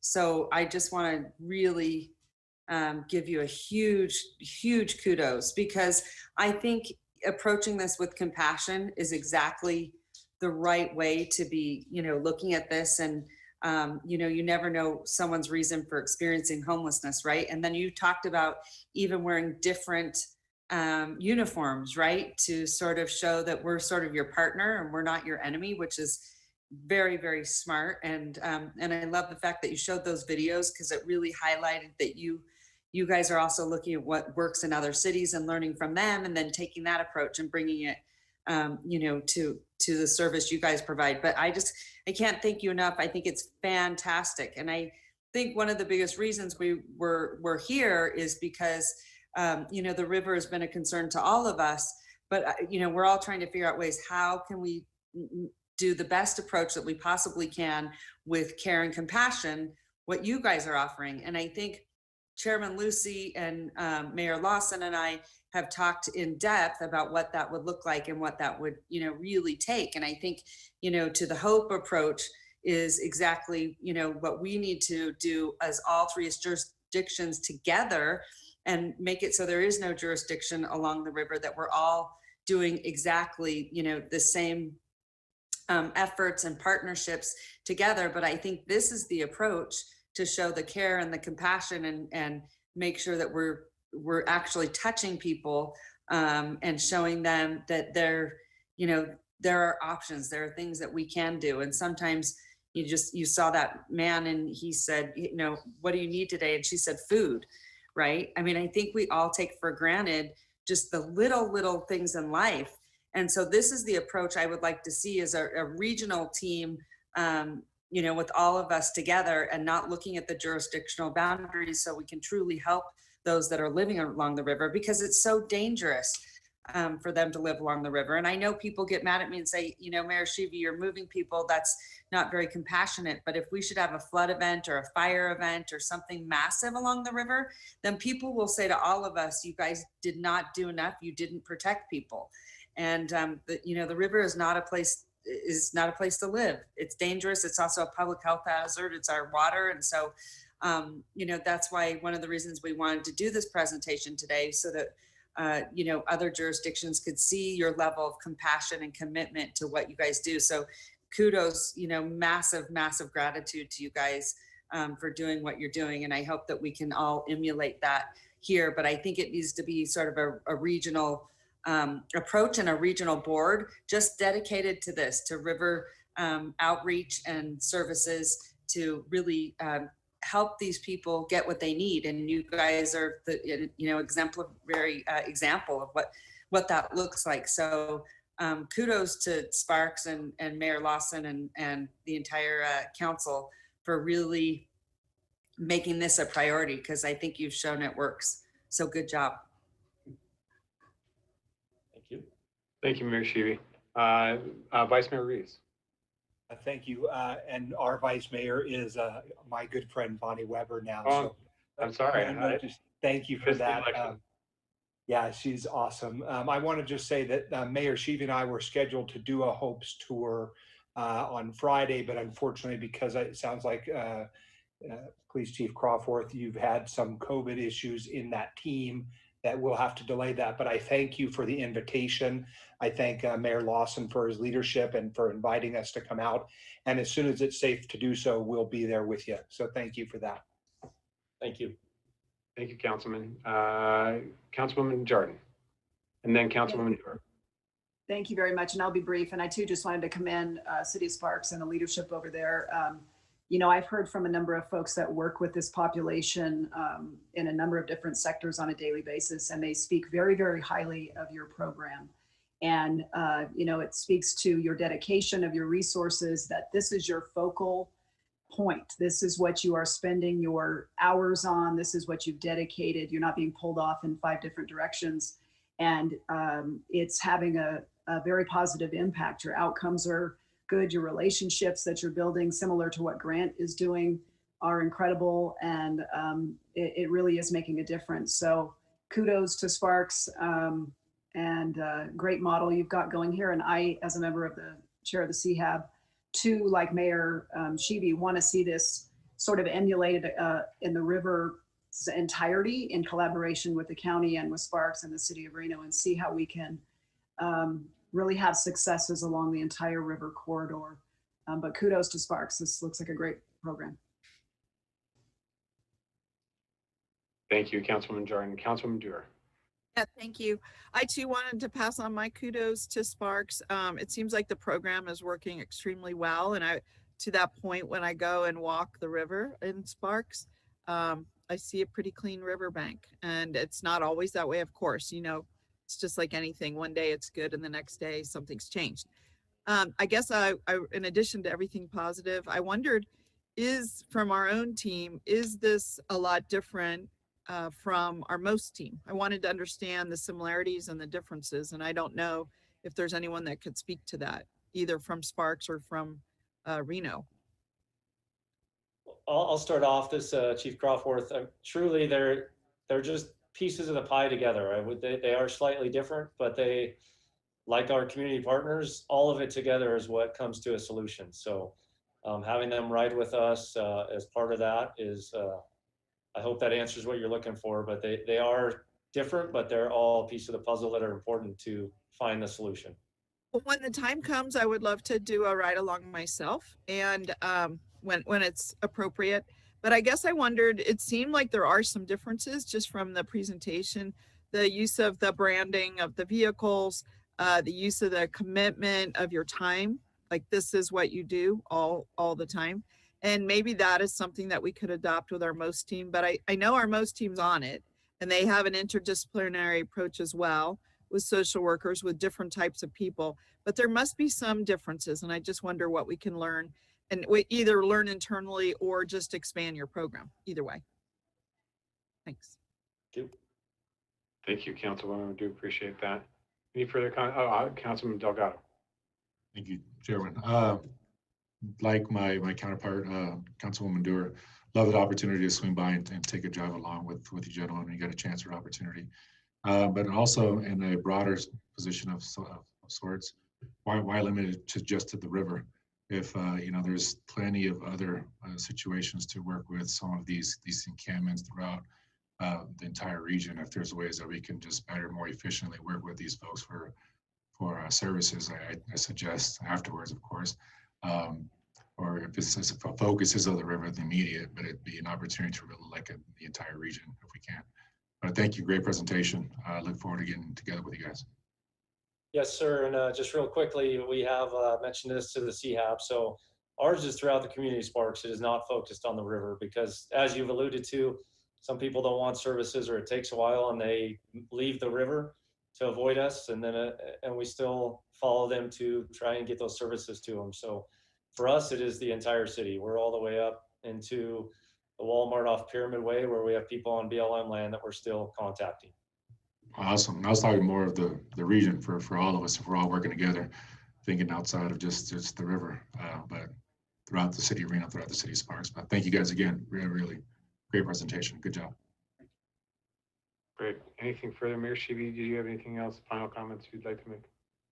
One more, if I can just ask, and maybe it's just too broad of a question. When you talk about services, what services are those? And what have been the most helpful? Can you kind of give us an idea of what that looks like? Yeah, when I talk about services, starting with the MOST team, also with the mental health approach, and then the veterans outreach, what they can do for veterans who are homeless and with housing, with finding out if they are getting any money or anything that can help them get on their feet. And then with Health Plan of Nevada, their outreach and their members, trying to offer them housing, cell phones, making sure they're getting all their medical care. Maybe they missed appointments. This group can come take them to appointments and get them back to health. So anything, we can even help with dog shots. If we can let's say we want to take a lady to our place. She wants to go to the shelter, but her dog isn't up to speed for the shots. We've worked with the Humane Society to help get these dogs the shots. So now the female can get into our place with her dog. So a lot of times that's the barrier, is a dog or another animal or something. So we have so many that we can call from different organizations. Volunteers of America helps us as well, obviously. So if someone can tell us why, what's the problem today, or what's keeping you from getting on your feet, or why you're in the park sleeping in your car, we can try to make phone calls and through different organizations to try to help them. It's really spend all day if we need to, That's amazing. Let me ask you this: how difficult has housing been to locate? Give me kind of a background on that. Very. Yes, and I think initially when our place opened, we were very happy with all of the beds there, and I know they're nearly full now. So as far as different housing options, we would reach out to someone either like through Volunteers of America, if the Health Plan Nevada ladies were with us that day. Even the MOST team sometimes can reach out and find different opportunities for them. So are you seeing that though? One of the biggest barriers is housing? Absolutely. In fact, recently we had a lady living in her car in Rock Park, and she was a cashier at a local casino, but she couldn't afford a rent. So she was there so she could still have her vehicle and have different things that were important to her. Luckily, we were able to help her and get her into our place, and the ladies at our place are taking care of her, and everything's been fantastic since. And there's a lot of people too, I'm sure, just confirmed, with the council, that also are homeless but have jobs. Absolutely. We come across a lot. And that's a really important piece to the puzzle if you understand housing, because a lot of times if they have some income too, we can help with a voucher. There's other things that kind of triggers when they do have some income, which is really, really helpful. But then the ones that don't and need much more broad-based services from mental health and addiction, that's where transitional housing comes in, which unfortunately that is a huge product in the market we are absolutely missing. So I think if we can all do some lifting there, we can make you guys that much more successful. But I love what you guys do. You're awesome. Thank you. So thank you. One And more thing. I might just try to steal them over at the city of Reno.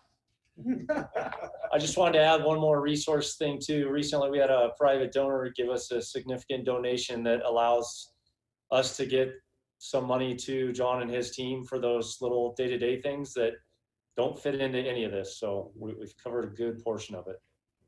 That's awesome. Great job, you guys. Great. So I'd like to move on to the Washoe County Commission. Commissioner Hartung, do you have comments, questions? Thank you, Mr. Chairman. Chief Crawford, first, let me just congratulate you on your promotion. Haven't seen you in a while, Chris. You've been a dear friend and colleague for many years. So good to see you. I love what you guys are doing. It's amazing. I really love this.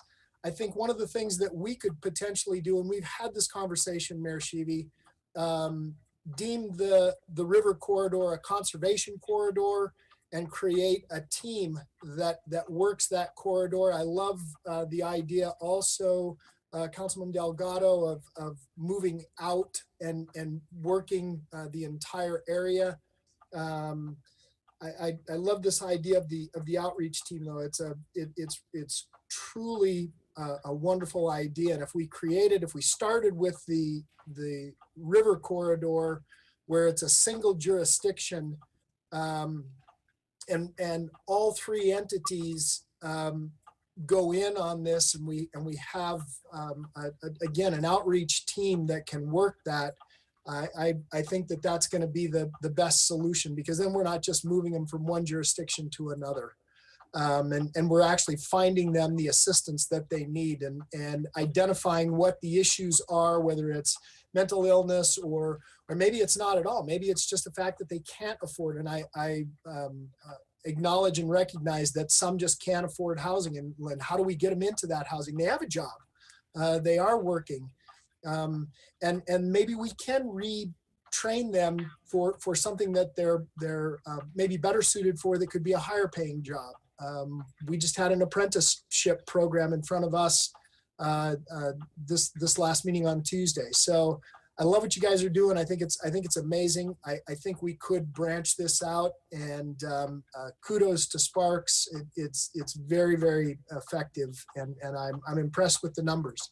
Thank you, Mr. Chair, and thank you, Chief and Sergeant. Thank you, Commissioner Hartung. Any other members of the commission? I'd probably add my comments now. I'm thrilled. This is the absolute step that we need to do to address homelessness, and it starts with the outreach. And the outreach, whether it's a police officer, a member of the HOPE team, a member of the MOST team, whether it's on the river corridor or truly a regional effort, it's that immediate outreach and identifying those individuals that need that assistance. That's where it's going to start. And then it's our job as the entities to continue to elevate those services and the response to make sure those individuals get the services that they need. And so I think this is the right step in the right direction. I think Mayor Sheevy's right. I think Commissioner Hartung, I think Mayor Lawson, everybody has really put in a lot of time and effort to this. And I'm excited that this is finally moving in the right direction. We're identifying, we're getting data, we're communicating with these individuals.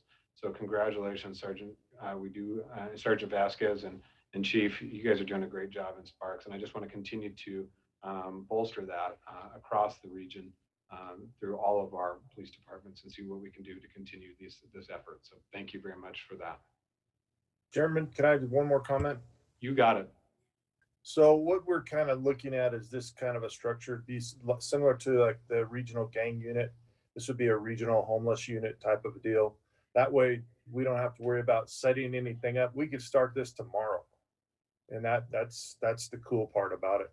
We don't have to go through a bunch of designations, because every police force has the ability to go into other jurisdictions, when they need to. So this could be done immediately. I'm excited that you guys are excited, and I'm looking forward to some great things happening for us, for the whole region, not just for Sparks, but for everybody. Great. Any any final comments? All right. Well, what we'll do is we'll wrap up item 8. Thank you, Chief and Sergeant, for joining us today and providing us that data. And Madam Clerk, I believe we're on to item 9. That is correct, Mr. Chair. Transitioning to item 9, presentation and discussion of Crisis Now. This is not an action item. We will be moving over Dr. Stephanie Woodard to give you a brief presentation on this item. Should be noted for the record, there's no public comment received on this item. Thank you. Mr. Chairman, do you want me to just, let me just give you a little bit of backstory. Please. Thank you so much. First of all, I want to say thank you so much to Dr. Woodard. She is absolutely an incredible inspiration to me. Her love for public health, but also for behavioral health and for understanding, the magnitude of mental health and addiction. I can't say enough about this woman, and she's brilliant. She's talented. And I want to say it was about a year ago, right before COVID hit, we all took a trip to Phoenix, Arizona, where they have the Crisis Now model, which is extremely successful. And I wanted her to present today so that she could share with you, but we are so lucky to have her at the state level and as a resource. But she was one of the people from the state that came and joined us. We had participants from Reno. We had Senator Ratty. We had Councilman Delgado. Grant Denton came with us. And so we literally have spent a year trying to work on this model to bring it here, because we truly believe that treating mental health in our jails is not acceptable, and using them as mental health hospitals. And also, to be quite frank, in our ERs as well. It's not a great place to treat behavioral health patients for many, many different reasons. But I'm going to hand the floor to her. I'm excited that she's here so she can present to you, because I know I've talked about Crisis Now a lot to everyone, and I'm not sure, I assume that everyone knows it because it's, been written up nationally, internationally too. So it's a great model, and I'm so glad that Dr. Woodard's here to share this with us. So I'm going to let you have the floor, Dr. Woodard. Thank you so much, and thank you. That was just a wonderful introduction. I'm grateful for it, Mayor Sheevy. And so good afternoon, Chairman Lucy, mayors, commissioners, and council members.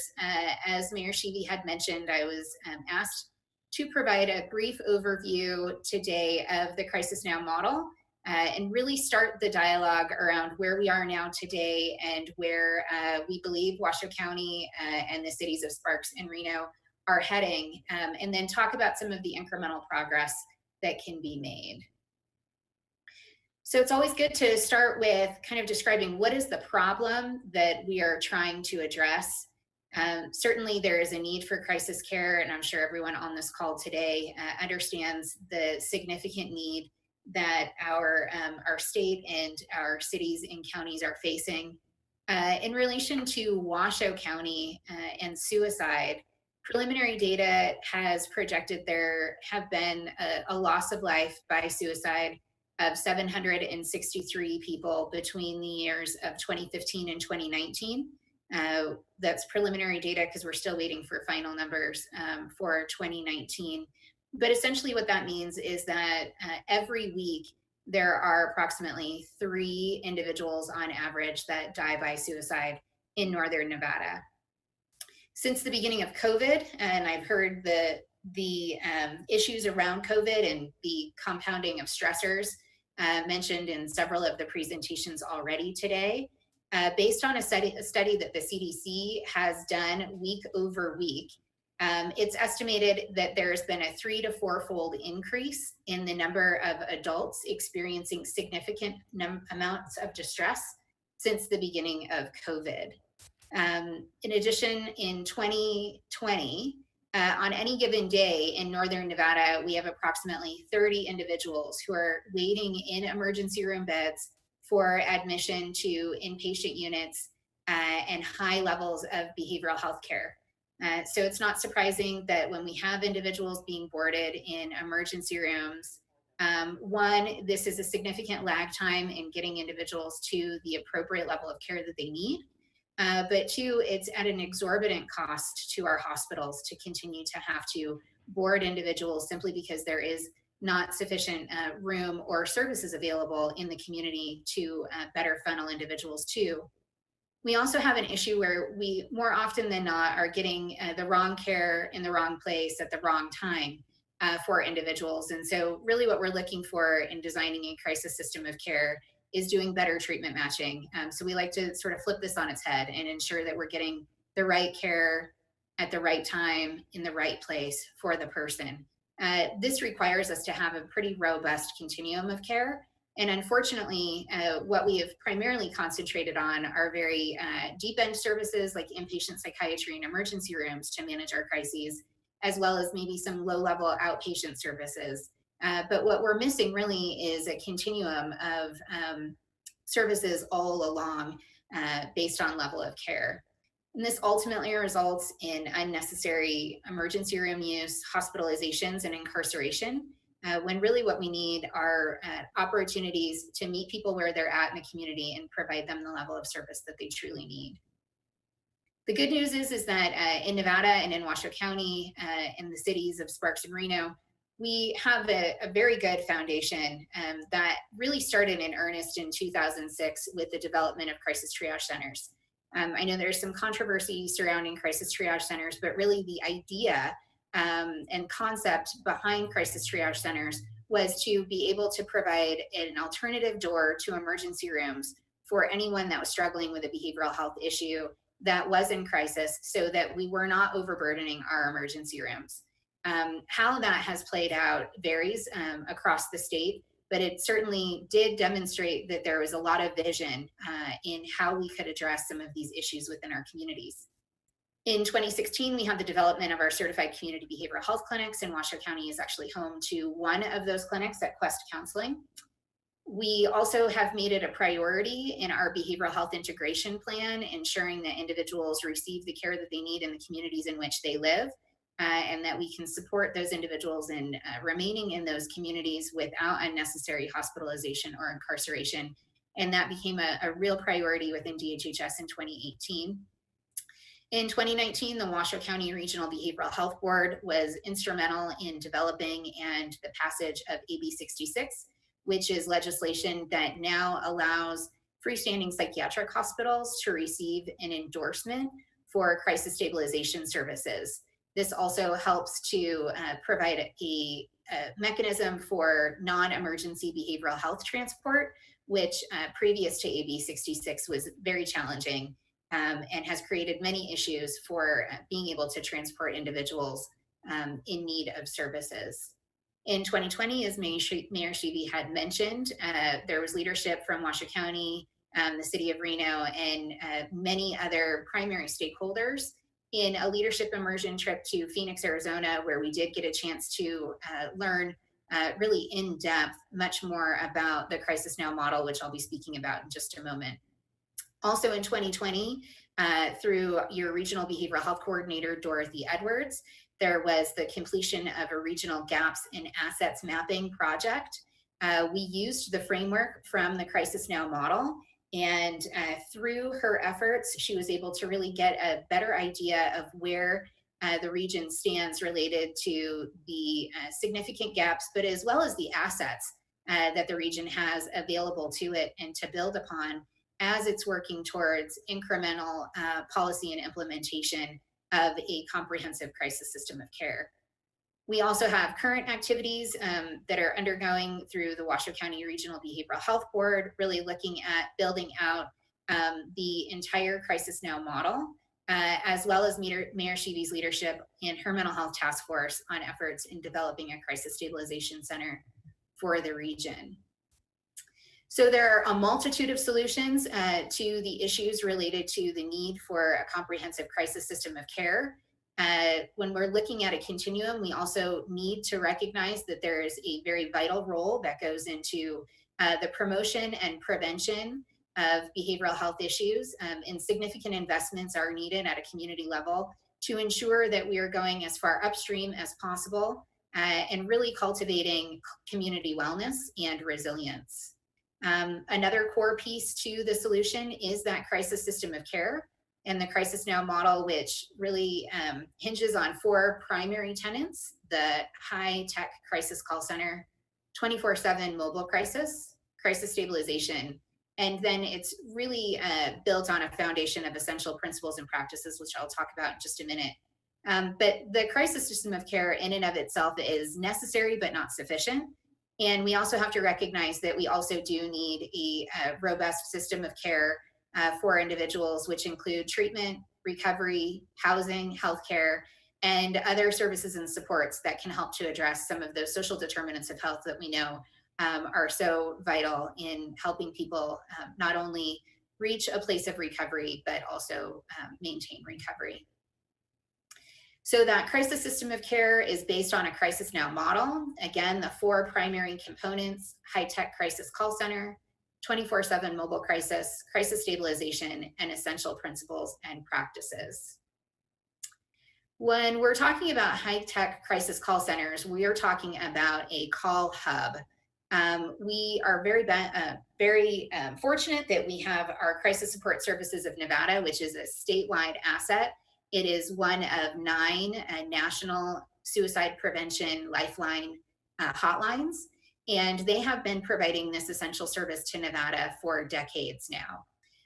We're looking at taking that crisis call center and actually elevating it to a place where it can not only continue to answer calls for individuals who are in crisis, but provide the necessary support and stabilization of those individuals, and then also have the opportunity to not only deploy mobile crisis teams into the community, but also help to navigate individuals to resources available in the community using a platform called Open Beds. We know, just based on data and experience nationally, that crisis call centers have a success rate of around 80 to 90% of being able to not only provide support, but help people de-escalate from crisis. And for many individuals engaged in calls with the crisis call center, that in and of itself is necessary and sufficient, not necessitating additional crisis follow-up, but maybe connection to care and postvention. So we use the term air traffic control center, but also care traffic control is another term that people use, really as that hub, which can dispatch appropriate resources and referrals. 24/7 mobile crisis is also an essential component to this model. It ensures that teams can meet people where they're at and help to resolve the crisis right then and there.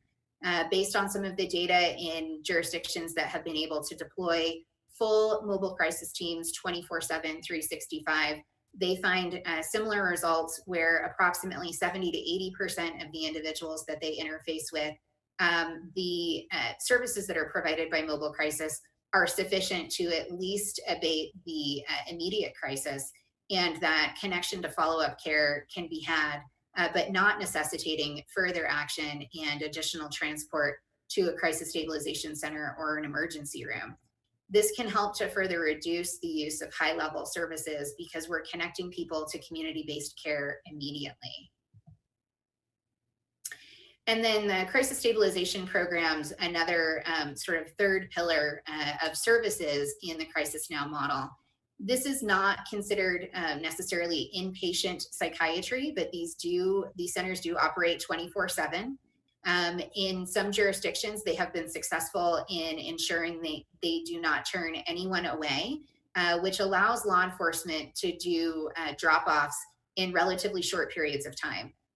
We hear fairly consistently statewide that more often than not, when law enforcement needs to drop an individual off, specifically if they are on a legal hold to an emergency room, what ends up happening is there's a disproportionate amount of time either transporting the patient to the hospital or waiting with that patient until further assessment can be conducted.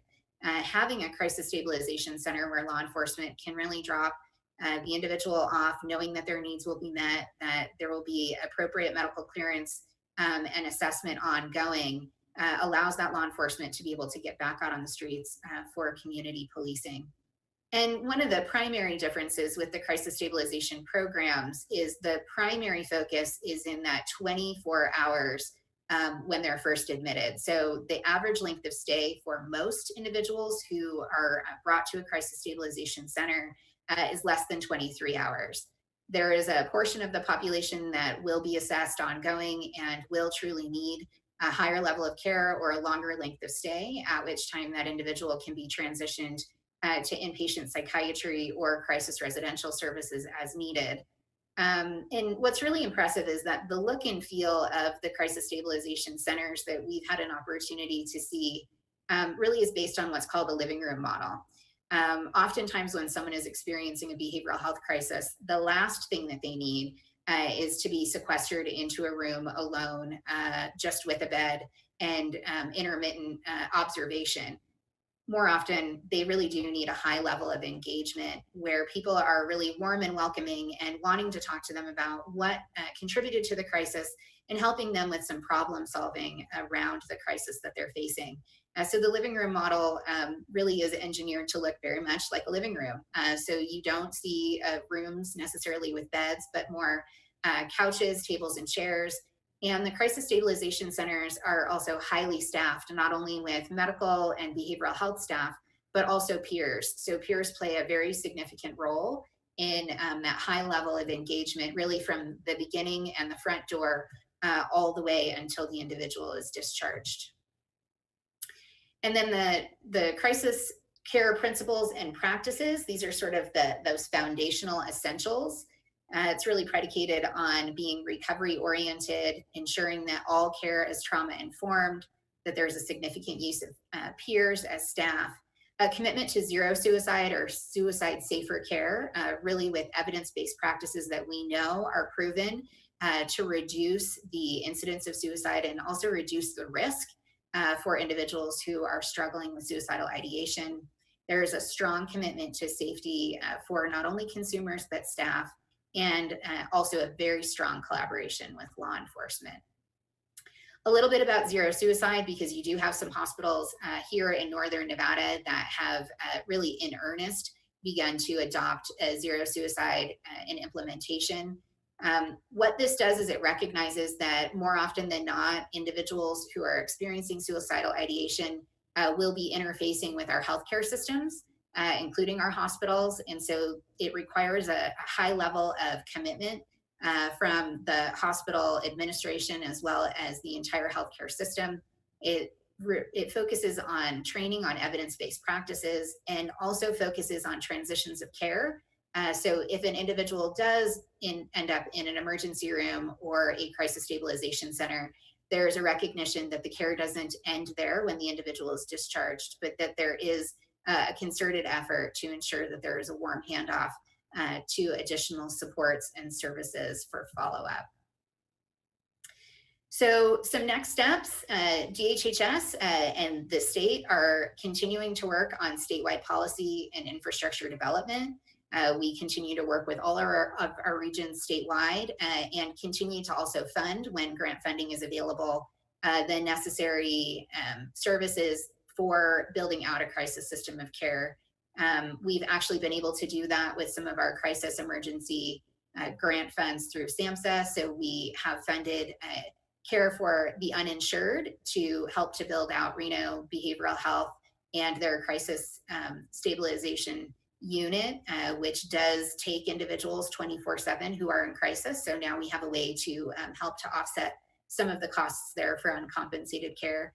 And the funding is also going to build out children's mobile crisis in Northern Nevada so that it has a 24/7 outreach.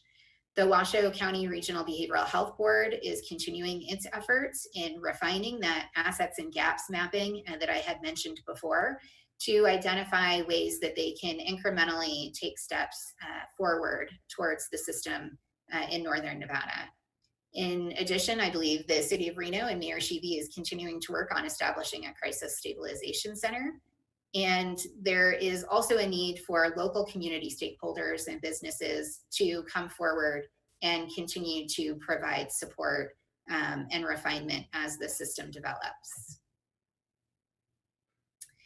I wanted to include some core resources that may be of interest to you should you decide to look into this a little bit more on your own. So there is a website here for Crisis Now.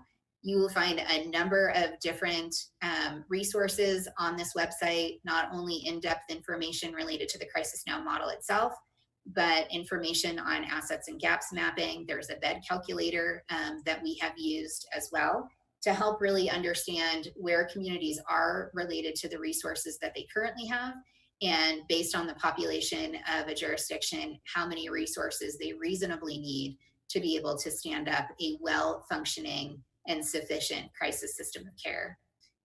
We also conducted a relatively lengthy virtual summit in the spring, and all of the slides and presentations were kept and recorded. So all of that is available at the second link that I've provided to you here. And then we've got the SAMHSA best practice toolkit, which really does describe very specific guidelines and recommendations for what needs to be included as providers are developing and building out what each of these areas of focus need to look like. And so with that, Chair Lucy, I'd like to open it up to questions if there's time. Yeah, thank you, Doc. Thank you, Stephanie. We do appreciate it, Ms. Woodard. Your presentation was great. And I want to thank the mayor for her focus on this issue and her leadership and passion for the crisis model now. I think it's a phenomenal model. I know that the Washoe County Behavioral Health Board has also been collaborating with the mayor's task force on this model as well. And I know Senator Ratty is with us today, and I was hoping that if it would be okay with the board that we get a brief update from Ms. Ratty in regard, who is the chair of that board, in regards to this model as well. Ms. Ratty? Mr. Chairman.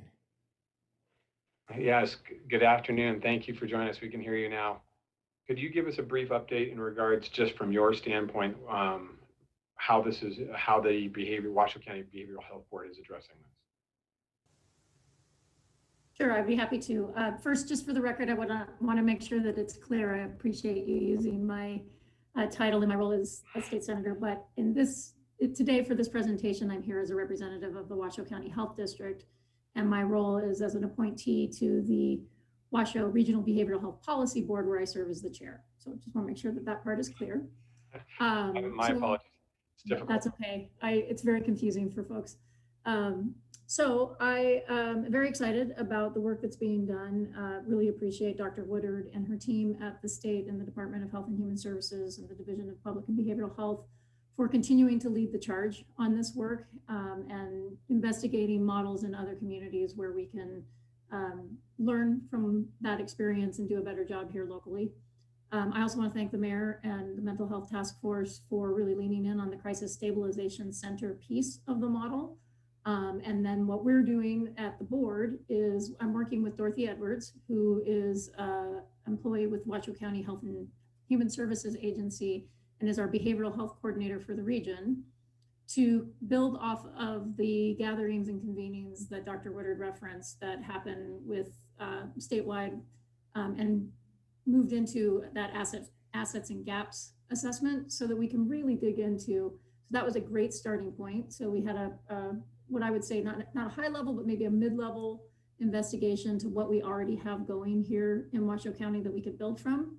And basically what the board is leaning into and what I'm working with Dorothy on is taking that down to the next more granular level so that we can really get our handle on what it would take, what level of services we would need, how many resources we would need to stand it up here in Washoe County. So in October, we really dug into the high touch, high tech crisis call line. And as Dr. Woodard alluded to, we have an amazing asset here in Northern Nevada through the Crisis Support Services of Nevada, where we have this national line that meets these national standards. And it gets us what I would describe as probably 75% there to that first component. I think it's helpful to understand that the Crisis Now model or crisis stabilization model actually seeks to move behavioral health crisis response out of the 911 system and into a different system that is really set up to serve behavioral health crisis needs.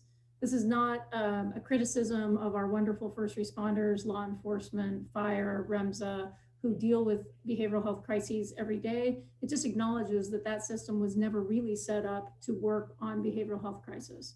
And so what we seek to do then is, rather than always rolling a law enforcement officer or say REMSA or fire, diverting those calls out of that system and into a crisis line where 90% of those calls can be handled over the phone. So one of the things I'm most excited about that's happening in our community is not work that necessarily I'm doing, but just sharing with you that's happening, is that Crisis Services of Nevada is collaborating with 911 dispatch and in the Reno Washoe County dispatch, and they are going to start a pilot December 1st. And in that pilot, they will be diverting a portion of the behavioral health crisis calls from the 911 system over to Crisis Services of Nevada to respond with a behavioral health response. Our estimates that are about 10% of 911 calls have a behavioral health component. And so that month-long pilot will give us a really good starting point for what are we really talking about for how often we would need to be as a community intervening in a behavioral health crisis. So that's one very specific and concrete outcome that's happening right now. At the same time, the Washoe County Health District data team that has the EMS oversight is working with the data that we get from REMSA and our role on that EMS oversight to go through REMSA's data and understand the behavioral health calls that they're going on. And then hadn't quite gotten there. This meeting caught me a little bit by surprise, but the next step is also to talk to the fire teams and see how we can learn about when they're responding and also dealing with behavioral health calls. All of that would then flow into this Crisis Now model that Dr. Woodard provided the explanation on. So hopefully 90% of those calls would then be able to be handled by that crisis line. And then there's that high tech component. And in our state, we're starting to roll out the technology on open beds. And so open beds, very much like you heard in the Built for Zero presentation, we need to know where somebody who needs that next level of care can be placed, and we need to know that quickly. And so open beds went live last month, I believe, maybe 2 months ago now. And so the technology exists. We need to populate that technology with all of the beds, and we need to get our service providers working on their internal systems and their people and their processes to start daily updating that software. So the Crisis Support Services of Nevada would know, okay, we've sent them over to the crisis line. We've been able to stabilize them. That's great. If not, and we need to get them into a bed, then they could be actually placed in a bed in that same system with a nice warm handoff that gets them to the services that they need. And in between that are these mobile outreach teams. And so, as you all know, we have a wonderful asset in our community in the form of the MOST teams that are a version of a mobile outreach team, a behavioral health mobile outreach team. The challenge is that they do such good work that they are called upon to be just about everywhere in our community. I think all of you know that the MOST team does amazing work in its role that's embedded with law enforcement. But at the end of the day, it's one supervisor for behavioral health professionals and one case manager. And that would not be a sufficient level to meet the mobile outreach needs to get to that next 8 to 10% of cases where in the Crisis Now model, you roll this resource and sometimes you're rolling it to an emergency room, or sometimes you're rolling it to, let's say, a homeless individual in the parking lot of a 7-Eleven, and sometimes you're rolling it to a home where there's a perhaps adult child who is suffering from a behavioral health crisis and that family needs help. So that mobile outreach team is a piece that we still need to do some significant work to develop in our community. And we need to, kind of going back to the dispatch point, decide when would we be rolling MOST and law enforcement, and what other behavioral health crises maybe don't need the law enforcement response, and it's more appropriate to roll a behavioral health professional and a peer who has lived experience with either substance use disorder or mental health. So that's where we are. And then we know that the mayor's mental health task force and the city of Reno has been doing some legwork on the crisis stabilization center. And so in December, they're going to come make a presentation to the behavioral health board, and so that we can see how far that is moving along. We have a shared member, the vice chair of the board is also on the mayor's mental health task force.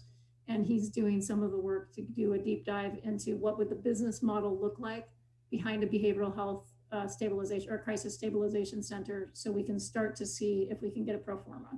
So all that to say that we're collecting a whole lot of information. There's some pilot projects that are moving, and we're driving towards hoping to have in January what I would describe as a very rough roadmap to what would be the, at a more granular level, what do we already have? What would we need? How much would what we need cost roughly? And then a recommendation from the Behavioral Health Board, which is comprised of behavioral health professionals, law enforcement, the courts, folks who work in this sphere on a daily basis, of the next first best steps for our community to build out the model. So I hope that that answers the question of what we're doing locally. A lot of things going on in multiple areas, but I would say very much like Built for Zero, we have a whole bunch of really good things happening, and part of the Crisis Now work is identifying all those good things that are happening and helping to pull them together into one system of care. Thank you, Ms. Reddy. Thank you. It does bring a lot of questions, a lot of clarity to some of the questions that I had and how we are going to interweave it. Because like I said, I do think from my understanding of this model, it's great. So with that, I want to turn it back over to Mayor Sheevy for any other comments she may have. And we'll go to questions. One of the things I want to point out, because this has all been on top of our minds, the last several months, certainly what every city in America is experiencing, is the added stress on our first responders and our police officers. And a big piece of this is that when a police officer goes typically to a crisis call, which you guys know, many of their calls are crisis calls, and they're not, behavioral health providers or therapists or psychiatrists or psychologists. They're police officers, right? And when a lot of times, we have Officer Casanelli, who came with us to Arizona. He's our embedded resource officer and has a master's in behavioral health and mental health. And he talked a lot about not having the services to provide to the community when they go on these, these calls. And he said, Hillary, we really don't have a place to take them, or especially with our homeless that are experiencing, bipolar, depression, schizophrenia, things like that. And that's part of the reason why, then we create this revolving door and we're not, addressing this. And that's part of one of the reasons why we see this population, getting larger and larger, because we're really not addressing one of the, I think, the biggest issues. And not to mention, we're talking about the first wave, the second wave of COVID, but I think the tidal wave absolutely is going to be mental health and addiction and suicide. And you heard it from Dr. Woodard. She hit the nail on the head with some of those statistics, and they are absolutely frightening. And I'm sure many of you guys know, let me tell you something. It's been, just a few short weeks. I lost my brother. And last week I lost my brother-in-law, and even my sister with her cancer diagnosis. You guys, she became so paralyzed by depression.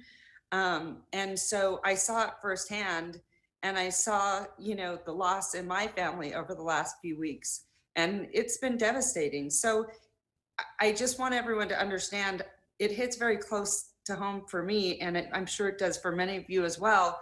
But if it's me, it can happen to anyone. And that's what I want to stress, that I'm not immune to it.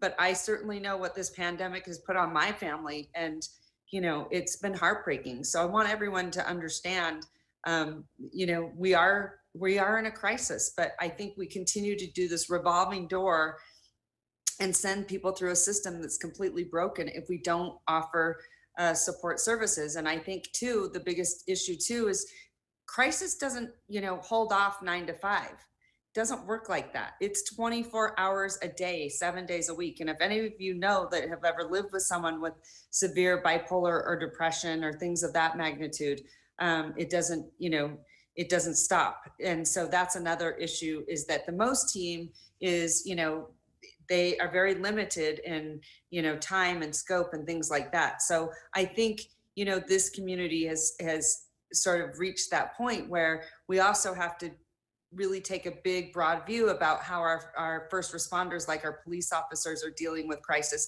Because guess what, you guys, they also are in their own crisis. If they go to enough traumatic events, that leaves them with PTSD and things like that. So, you know, this is a model that I absolutely believe in. I was just going to ask Dr. Woodard, one of the things when we were in Arizona I thought was fascinating, and I think, and you can correct me, is it on the website when you go to crisisnow.org, and you can literally plug in the population of your city and all the things that will ask you a criteria. And it was astounding the amount of money that a city could save with a model like this, because like you were saying, when we treat them in our jails and our ERs, it's, you know, the cost is outrageous. Can you speak a little bit about that, Dr. Woodard? Sure. So based on the experience that RI International has had, they developed essentially a pretty straightforward template for communities to use.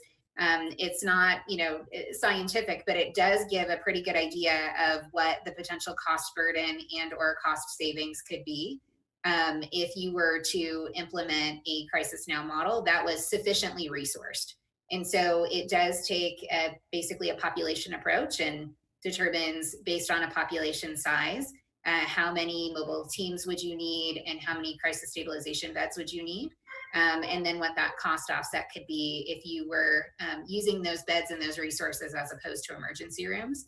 So that math has already been done for Washoe County, and that is available. I believe it's actually in the assets and gaps map, but at the very least, we can make sure that we get it to everyone here, because I do think that at least it's a starting point for better understanding what the potential financial impact could be in a community.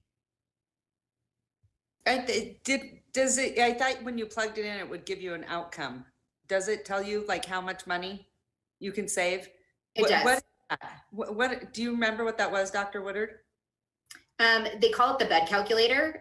So it's really simple and straightforward. You just plug in, I believe, 3 numbers and it does all of the math for you. So we could certainly pull that up and send it to everyone. Yeah, and it's in the millions of dollars. It's really, it's astounding how much money that can save us, you know. Yeah, and I would just add the actualized savings that they've been able to capture in places that they've done really thorough evaluations go beyond just the dollars and cents that are saved, but also law enforcement time. So how much time law enforcement officers are actually saving cumulatively by being able to secure a scene if there is a need for a co-response between a mobile crisis team with behavioral health providers and peers and law enforcement. Law enforcement can go assist in securing that scene if that is what's necessary, but they don't stay for the duration of the crisis call. They can get back to doing what it is that they need to be doing by handing off that crisis to the mobile crisis team. And then it also has reduced drastically the burden of care on emergency rooms, and then also the revenue loss that emergency rooms typically incur by providing this care. Right, and then also that makes everyone else's healthcare more streamlined when they go to the ER, so it's sort of that trickle down effect, right? And Officer Casanelli, just so you guys know, when he came with us, he said they spend on average when they take someone to the jail or even to the ER, 2.5 hours getting them either admitted or intake up at the jail. That's what he had said. So imagine all those hours they're spending doing that, where in this model, I think it was what 2 to 7 minutes. Yeah, and when we went, we watched them go in and out. It was so fast, right? Yeah, I think they try to get that wait time down so that it's about a 7-minute drop. That's come with, you know, years of experience and really refining their processes, but it's something that is, you know, aspirational, I think. Mm-hmm. Yeah. So anyway, thanks you guys for listening. I really, really appreciate it. It's something that, again, you know, even in my family, whenever my brother would stop taking his medication, you know, I didn't know where to take him, what to do. You know, behavioral health services are really hard to access in the state of Nevada for a whole bunch of host of reasons, but there was never, you know, anyone that I could call or, you know, have help. And to be honest with you guys, I was very hesitant to call the police department because when someone is experiencing something like that, you don't know how also maybe, the police officers are going to react, right? Because sometimes they can be very dangerous situations. So, that was another reason I was always, very fearful. So I think on so many different levels, this model really, really works. So anyway, thank you so much, Chairman. I'm going to send it back to you. Thank you, Madam Chair. Thank you, Madam Shivi, Mayor Shivi, I apologize. And Ms. Stoddard and Ms. Radia, we do appreciate you also attending. I'm going to go with City of Reno first. Are there any members of the council that have any questions for Ms. Stoddard or Ms. Radia or Mayor Shivi in regards to the Crisis Now model? Not see, Mayor, Councilwoman Dewar. Yeah, let's do Crisis Now. Like that, I like that. Very good.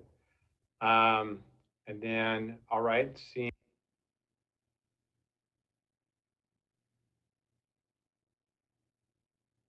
Sparks.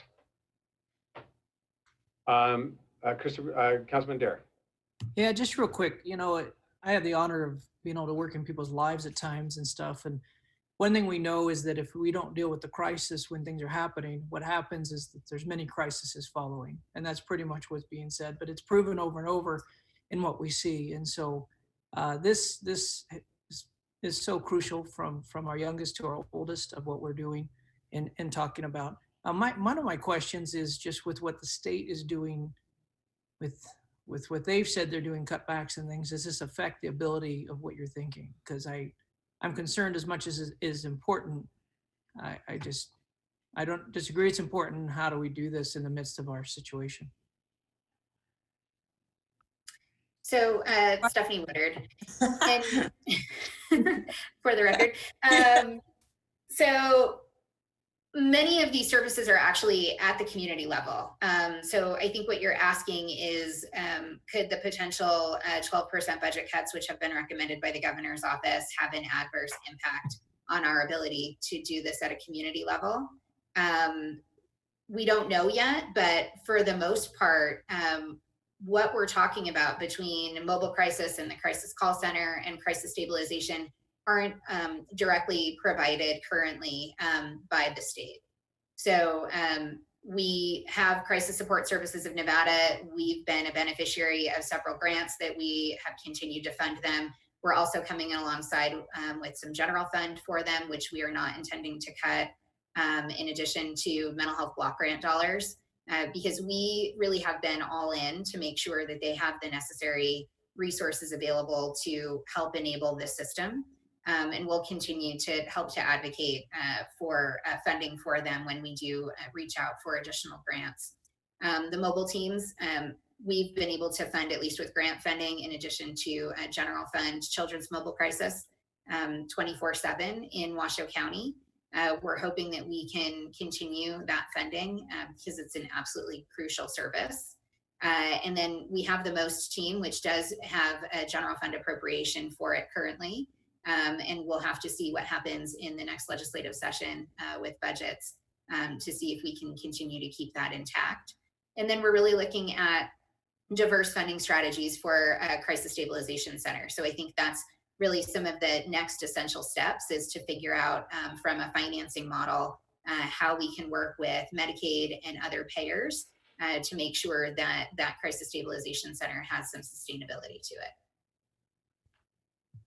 And Christopher, I would just say this too, that we dedicated some of our CARES Act money. I really believe strongly in, the behavioral health side of this pandemic, as you could hear from Dr. Woodard, and the percentages of, this skyrocketing of, suicide and things like that. But remember, we're going to see people have, PTSD and crisis issues that never experienced them before. And I'm even seeing it with our small business owners that are, on the brink of closing, that have never, experienced these kinds of issues. And that's why you're starting to see it more and more, is that now the general population is saying, hey, I never had anxiety or depression or these things until the pandemic. And also this isolation that I think we've all had has been, that's not how we're wired. and it causes depression and isolation and anxiety, all those things that go with that, right? So just even us in general, and not to mention if you're in politics, then it's through the roof. But my point is, you got to remember, this is going to probably touch every single person in our community in some capacity, right? And so I really felt that it was important to put a significant amount of CARES Act money to this and partner with the hospitals, because also the hospitals, it helps them financially as well. And they bring in money into, you know, some of our, well, you and I were at the table with like WellCare and things like that. And I think this is much more comprehensive and much more effective. And my thought was, you know, we should pilot this for a year, see what the outcomes are. The state has been kind enough, due to Dr. Woodard and her entire team, to help us with the building that was, I would say, Dr. Woodard, that building's probably what, $14 million building or something? I don't know. You know, I mean, to build something like that would just be not doable for the community. So right now, while we have the resources, I would just ask, you know, the jurisdictions to make something like this a priority, because I know, you know, we're talking about, you know, COVID and testing and tracing and all that stuff. But, you know, this is going to be, I think, long-term effects of years and years and years to come when it comes to mental health. So, you know, that's what I really wanted to share with you guys, that I think you've got to have this on your radar if we're talking about overall general, you know, health of the community. So. Thank you, Mayor Sheevy. I do appreciate Sure, that. Lucy, would it be okay if I just answered a little piece of the finance question quickly? Sure. Ms. Reddy. So I did just want to highlight for this group a piece that Dr. Woodard did mention, but I just want to lift up. So the most teams are funded, that, you know, that funding started as a legislative appropriation. That legislative appropriation was renewed in the last session and expanded, but it is a general fund funded piece. There's no backup from the federal government. There's no anything like that. So we're talking about state general fund dollars. And in this current fiscal year, due to the efforts of the special session, state CARES Act dollars were applied. And so the most team is currently funded by state CARES Act dollars, which of course expire, as many of you know, at the end of this year, the calendar year. And then the general fund and Healthy Nevada funds will come back in from January 1 through June 30th. So that will get us through the end of the fiscal year. But the big question will be is the 12% cuts and whether or not that general fund appropriation makes it through to the governor's recommended budget. So of all of the pieces, that is the piece that just based on what happened in the special session and the need to backfill it with CARES Act dollars and some of those things, I think if there were an area to be concerned, that would probably be the area, because right now it is our only adult behavioral health mobile outreach team in the community. Thank you, Ms. Reddy. I appreciate that. Councilman Anderson, you had a question. Yeah, actually not a question, but Dr. Woodard, I just want to say thank you very much for the presentation. I am familiar with the Crisis Now program. Was able to learn about that through SAMHSA and work that they're doing with our veteran services here in Nevada. And it's an incredible program. I've seen the methodology behind it and likewise how it can work. And I'm completely behind this.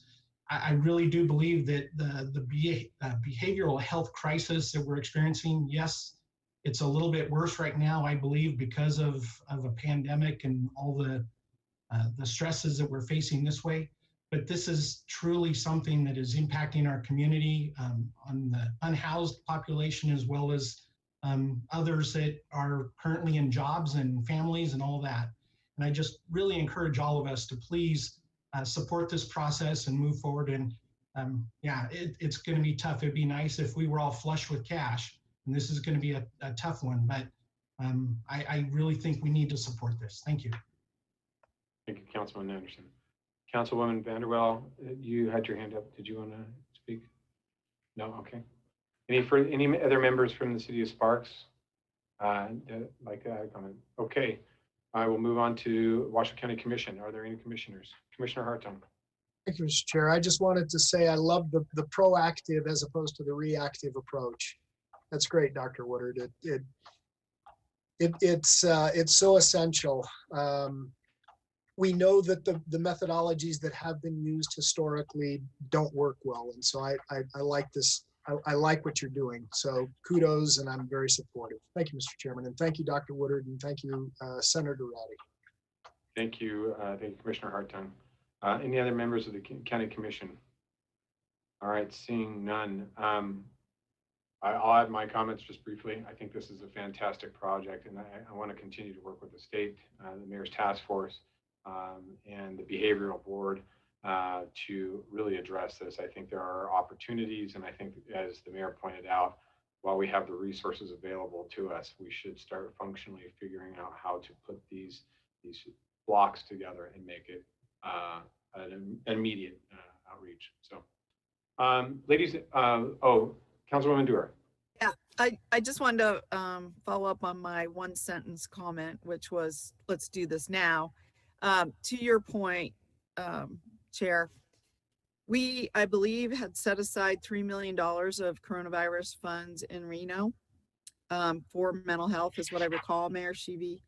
I just wondered, are any of the other jurisdictions doing anything? And can we just, what else can we do right now? And is there an action in front of us for this group, or even separately, to move this forward to the points Julia Ratty brought up, to the points that Dr. Woodard brought up?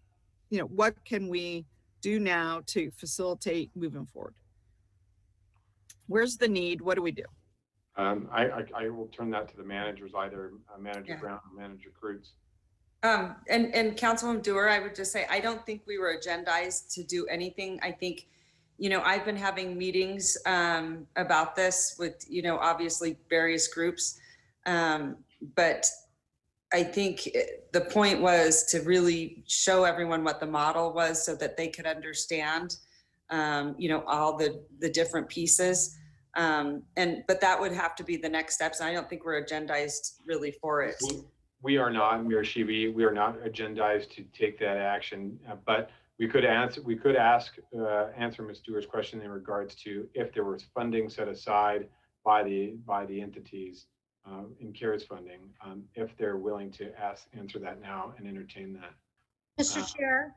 Yes, Commissioner Burke-Baylor. I'm sorry, I had covered my cam because I didn't want you guys to have to watch me rocking my hysterical puppy. So, and for some reason now I can't get my cam back in, but that's okay. I just wanted to say I totally agree with the concerns here that we be more proactive and less reactive to this issue.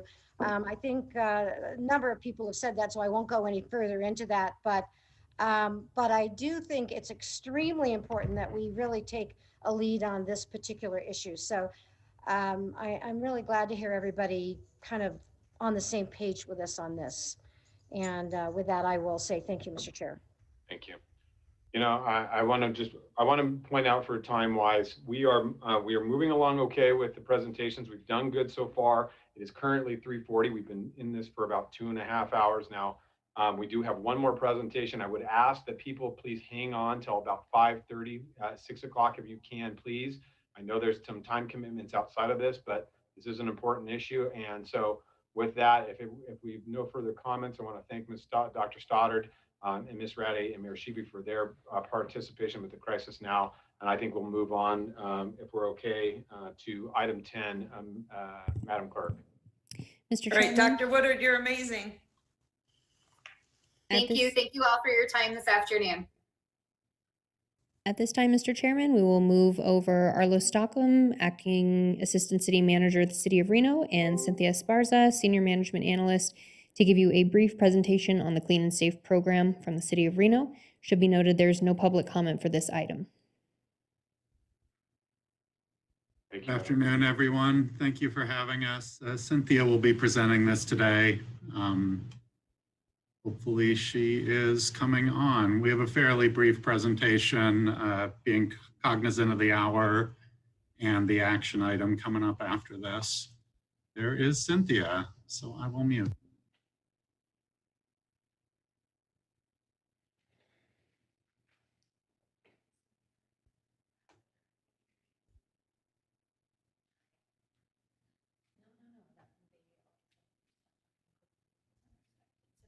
Do you guys see my screen?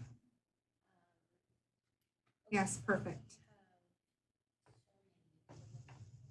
1 second. I apologize. I'm using 2 separate screens right now.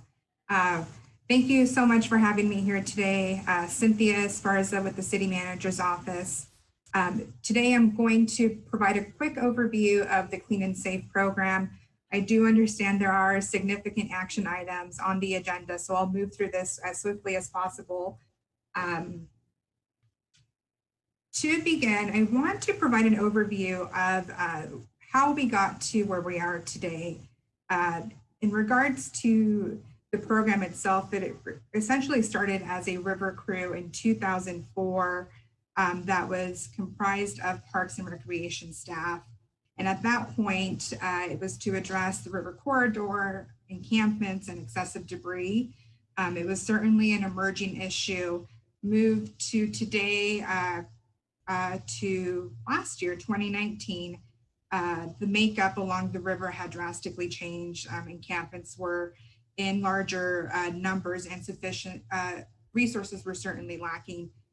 With that in mind, and a notice of violation that we received from the health district for a public health hazard in November of 2019, last year, December of 19, we created a clean and safe team to revamp the work along the river. So these various things were, a combination of actions that led us to where we are today, and they were the catalyst to the clean and safe team itself. The objectives, at the core, we're seeking to improve the health and safety of public spaces. That is the underlying mission of everything that we are doing. And this includes addressing areas of need, whether it's camps or just debris that is left along a specific part of town, in a public space as well, or a private space. We work with code enforcement to address private parcels as well. With that being said, the outreach component is essential for this work, whether it's a referral to services, working with the MOST team, the VOA, access to shelters, or restart enrollment for individuals in need of assistance. That is a critical piece to this program. And this also includes, the outreach piece also includes ample notification when an area will be addressed. Moving into protocols, so how we do what we do. Really, a key piece to this is our citizen concerns. And when I say citizen concerns, that also includes staff observations or concerns that are shared by the Reno City Council. And we track everything in our Reno Direct Citizen Call Center. So we are actively creating the data and using that as one of the key identifiers for what the program is going to be addressing. The other piece is the public hazards. We have received public health violations from the health district. We received a total of 6. We have not received any recently during the pandemic. And we've also had 1 public safety violation. So that is the second piece to what our program addresses. And the last piece I want to mention is per the Martis Creek Lake Agreement, there is an obligation to maintain the river free of encroachments. So understanding, flood season and the safety of residents, and especially, we also know that there's a large number of encampments along the river. We want to make sure that the area is maintained free of debris. So we've been coordinating with them as well. So these 3 identifiers are key to the clean and safe team operation. The team itself is comprised of 13 core team members from various departments. Big kudos to everyone that's on that team. We meet on a weekly basis for coordination, and everyone is on board, all hands on deck to address these areas and problem solve. We also have a program assistant dedicated to this program. And last but not least, we have budgeted through our general funds a service provider that works with us. So understanding diversity of encampments, we oftentimes do need to have that additional support to help our staff addressing these areas. Speaking of what an encampment is, and they certainly vary. Some may be small, it could be trash accumulation, others are large. So when we do that, when we do the work, this is a before and after picture of an area that was addressed. This is specifically on Commercial Row. And I would like to add that per the pandemic and COVID, I mean, it certainly has added an extra layer to untangle in our operations. Since the program began in January of 2020, there have been a total of 325 activities that have taken place. This map provides an overview of where those have been. Certainly the river is an area of focus along with parks, but as you can see on this map, there are areas that are a little bit, away from the river or not specifically at a park. I would like to highlight that these pinpoints, a few of them, they are repetitive locations that we've been to as well. Cleanup activities. So of those 325 activities that have been organized, 74 of those have been large cleanups. And when I say large cleanups, those are cleanups that require staff over a period of 2 to 3 weeks. An example of this would be a cleanup that occurred 2 weeks ago at this point near the GSR along the river. The 251 individual sites and outreach, those are individual sites that are addressed that are certainly smaller, and that also includes the visits to sites prior to an actual cleanup to conduct the outreach and also do the notifications.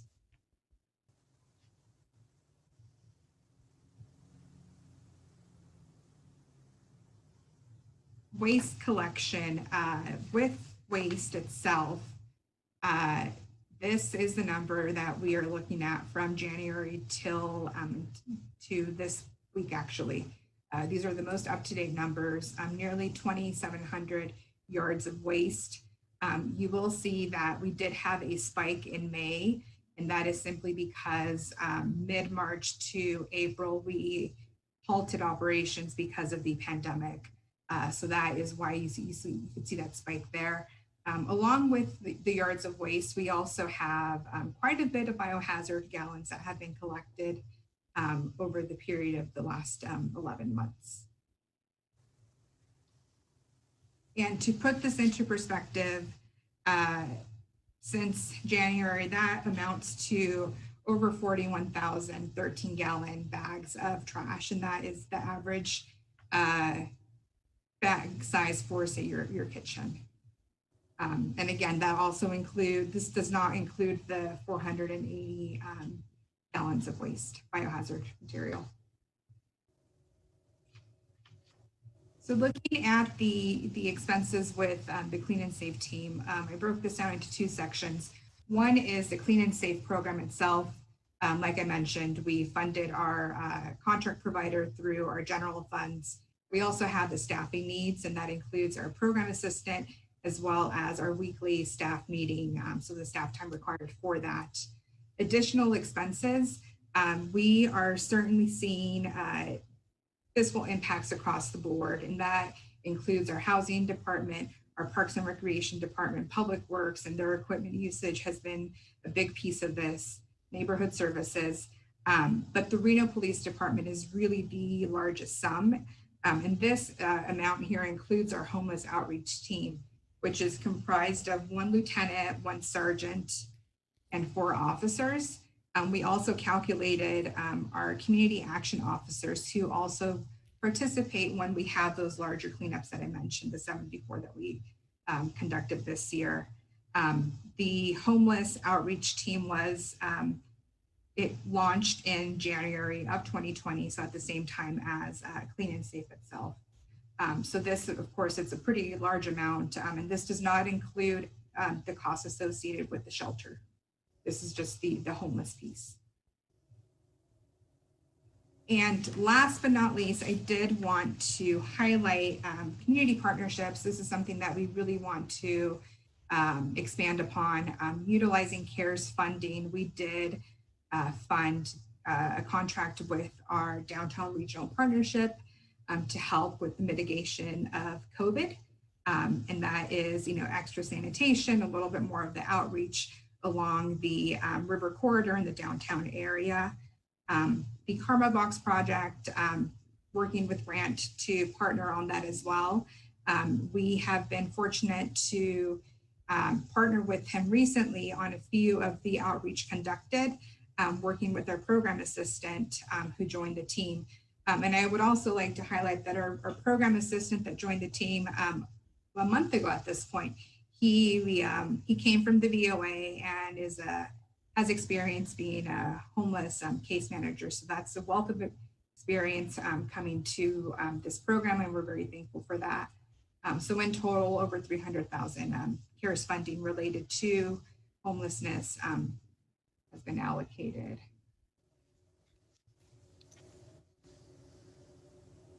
And that's it. I hope that wasn't too fast. Thank you. We do appreciate it. Mr. Stockton, do you have anything to add? I do not, just that team's doing great work. Heard a lot of great presentations today. Look forward to enhancing collaboration and achieving more consistency throughout the region. Great. Thank you, Mr. Stockham. All right. So briefly, we'll go with some questions. I want to start with the City of Reno. I have Councilwoman Jardin. We'll kick it off with you. Thank you very much, and I will be brief. Thank you, Cynthia, for that presentation. I know we've seen it at the City of Reno, and we live with it and the magnitude and the resources dedicated to it every day, and it is substantial and significant. And my question is, this is actually kind of tied to the earlier presentation that Sparks gave. So we have 1 lieutenant, 1 sergeant, and 4 officers dedicated to our, for lack of a better term, our homeless outreach efforts. Are those solely dedicated to that purpose, and are they full-time? They are full-time. They work closely with our program assistants. So as service requests come in or emails, if there is a problem that could be addressed within protocol, we will address it as soon as possible. So they're on, they're working in the field during those hours with their program assistant, and they are available. Okay, so they're not doing anything else but focusing on homelessness. That's my understanding. Okay, so 6 people. Okay, thank you for clarifying. Thank you, Councilwoman. Any other members of the City of Reno? All right, being that this is your program, I'm sure you've heard a ton about it. City of Sparks. Is there any individuals from the City of Sparks? Okay, going once, twice. Got some nods. County Commission, is there any members of the County Commission that would share comments at this point? Going once, twice. All right, seeing none, I will move on from that. Thank you, Mr. Stockham, and we appreciate you and Mrs. Sparza for your presentation today. We hopefully will move forward with some of that different issues. Thank you so much. You. All right. With that, that takes us to our next item. We are on to the meat of our meeting, everyone. We do appreciate everybody hanging in there for the presentations. Item 11 is action items on 5 key issues. So with that, I will turn it over to the clerk. Thank you, Mr. Chair and mayors, council, and commissioners. In the essence of time and looking at our record, as well as the concern of upcoming loss of quorum, we wanted to note for the record public comment that was received for item 11. These items have been submitted into the record and have been submitted to each of the elected members. We received public comment in support of these items from Marlene Olson, Tom Fennell, Richard Green, Lisa Lee, an anonymous letter, Michael Pani on behalf of Caesars Entertainment and the Rowe Properties, Ken Crater, Tyler Stewart, and Mike Kazmierski. Additionally, we did receive voicemails. These have been transcribed and have been submitted to the council and are also in the record.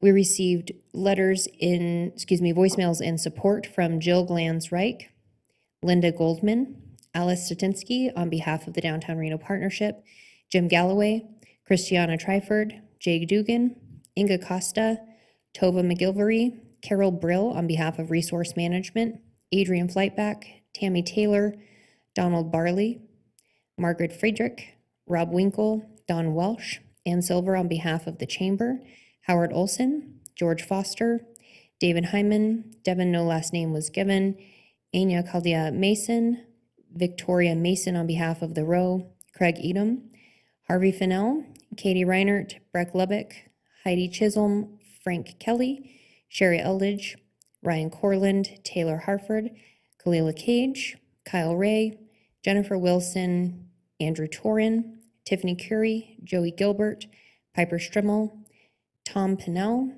Mary Medaberry, Bo Keenan, Travis Reed, Roger O'Donnell, Stacy Sampson, Daryl Bowden, Andrea Lorenzo, Michael Bozeman, Peter Shrivel, Ryan Graveda, Mark Jill Martin, Marcia Grouden, Arlene Freeman, Jamie Plum, Eric Edelstein on behalf of the Greater Nevada Fields and Reno Aces, McKay Murdoch, Par Tolles, Lindsay Kralsey, Britton Griffith, Katie Fleming, Melissa Davies, Laura and Nancy, no last names given, Dr. Bradley Gruce, Molly Medaberry, Eric LaRude, Don Goodman, Rick Revilio, Joel Grace, Mary Ellis Hogan, Darlene Allnord, Jeff Partica, Debbie Day, Glenn Carano on behalf of the Row, Patricia Morales, Bridget Murdoch, Troy Means, Jeff Gorlick, Gail Wilson, Andrea Vellatori, Anita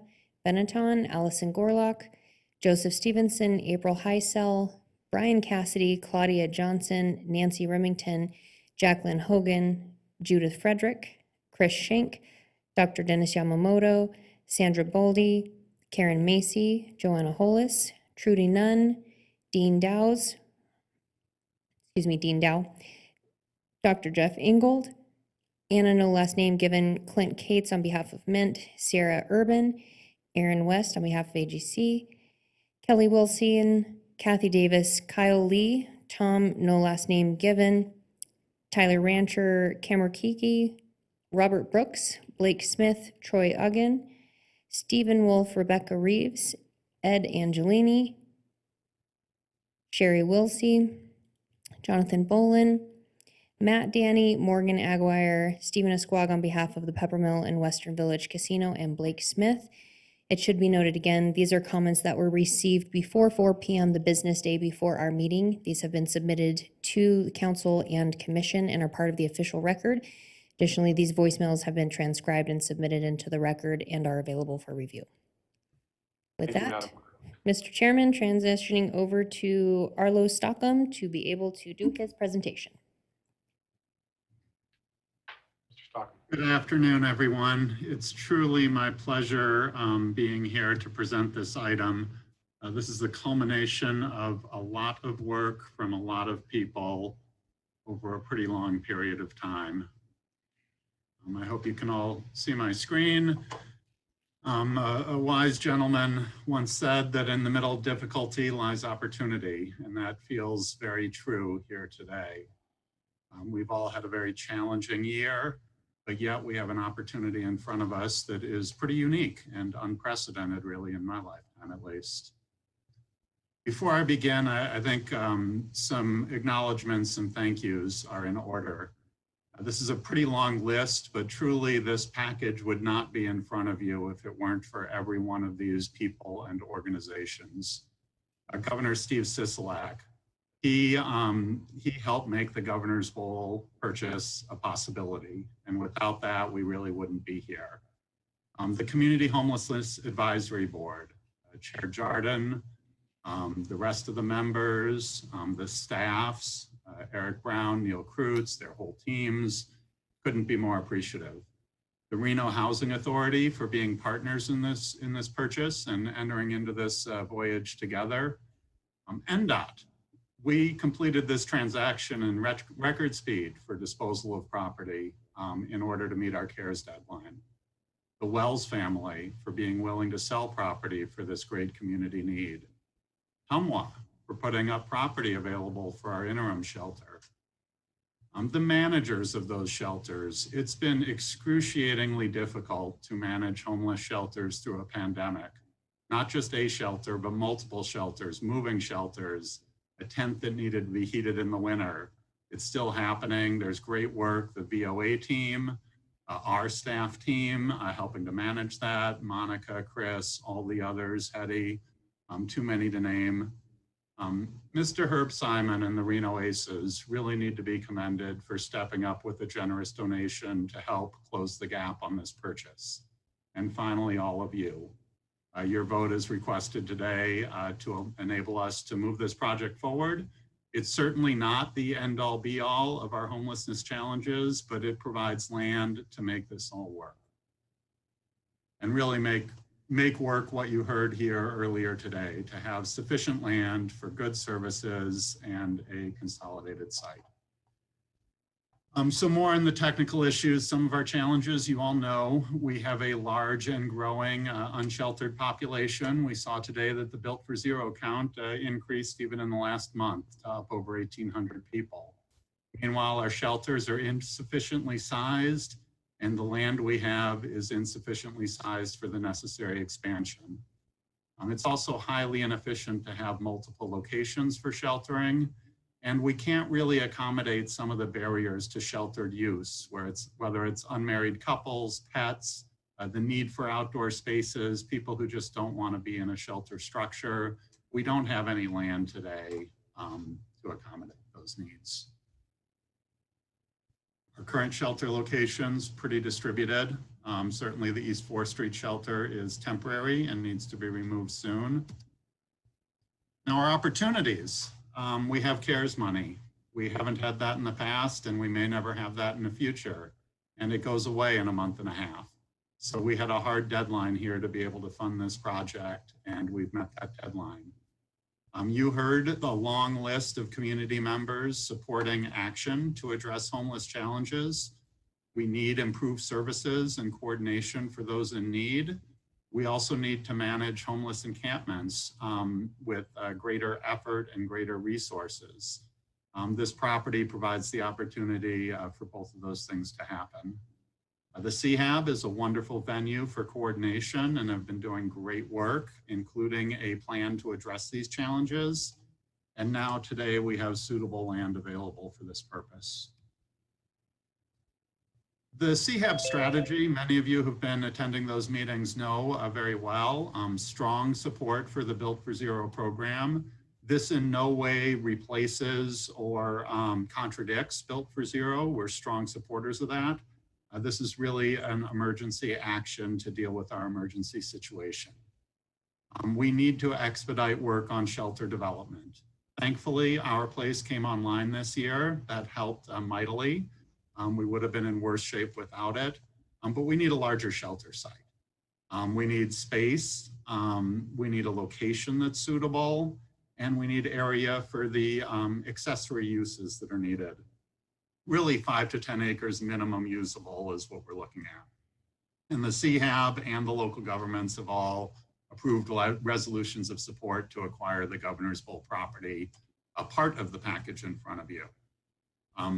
More of the CHAB strategy is what you've heard earlier today, coordination on enforcement of encampments and such, and finding ways to increase the quality and utilization of services. So this is one piece of the broader plan, but an important piece. You can just see by the scale of it here, the Nevada Cares campus is large enough to accommodate these needs. So there's really 4 pieces to this. The Governor's Bowl is approved for sale. Thank you again, Governor Sisolak and NDOT for making that happen. However, it's only 5.1 acres due to needs involving the freeway expansion. And with the slopes there, not all of that 5.1 acres is usable. So the governor's bowl would be suitable for a shelter site, but really not suitably sized for all the wraparound services. That's where the Wells Cargo property comes in. And thanks again to the Wells family. It's 9.4 acres, almost entirely usable. Truthfully, it's more property than we need together with the governor's bowl. So the plan, we have 2 cost share agreements in front of you that have been worked out with the local government staffs and the CHAB.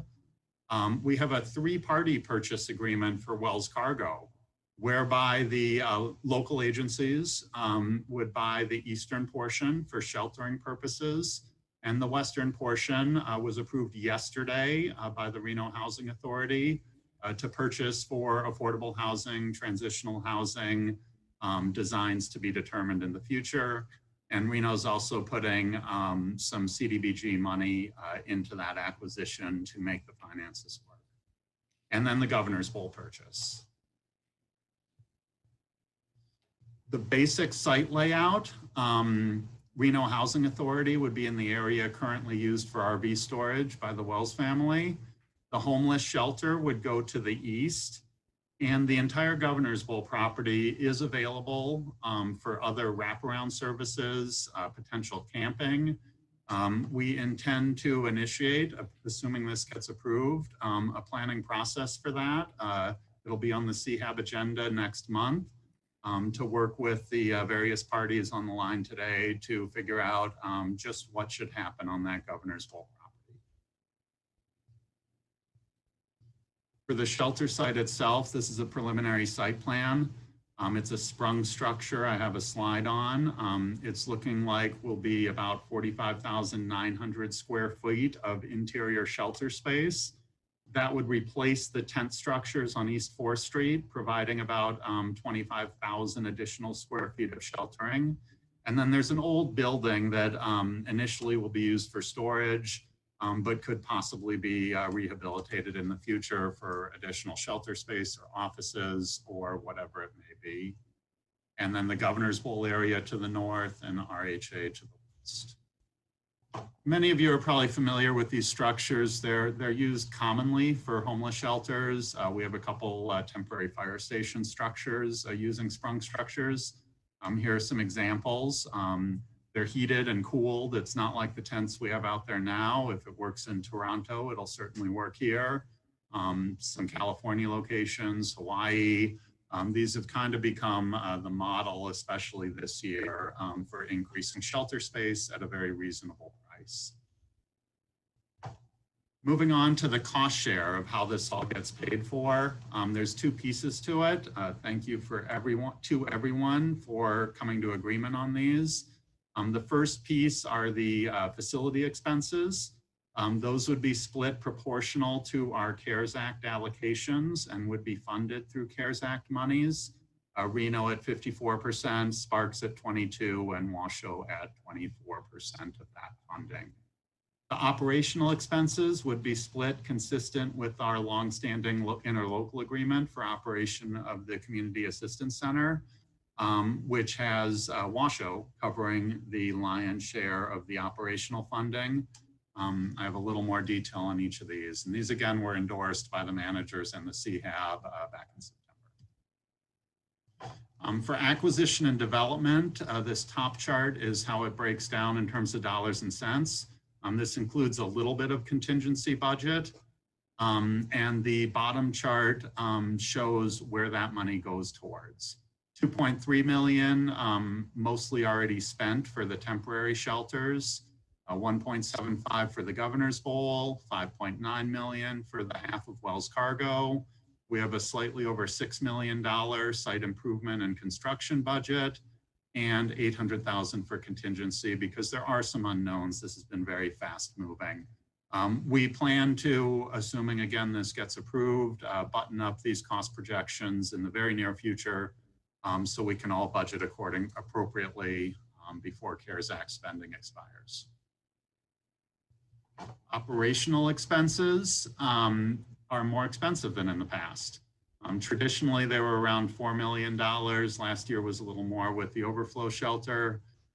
This year, we're projecting about $8 million, broken down into the 2 shelters, the primary men's shelter at CAC East 4th, and then the new shelter, coming to a little over $9,000 per person projected, and then the Our Place budget, which is wrapped into this agreement.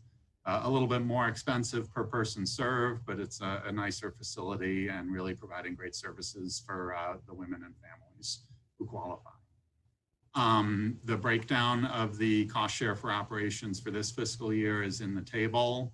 And again, this retains our longstanding formula, but adds in the Our Place shelter to the services being funded. And importantly, this does not include the additional in-kind services.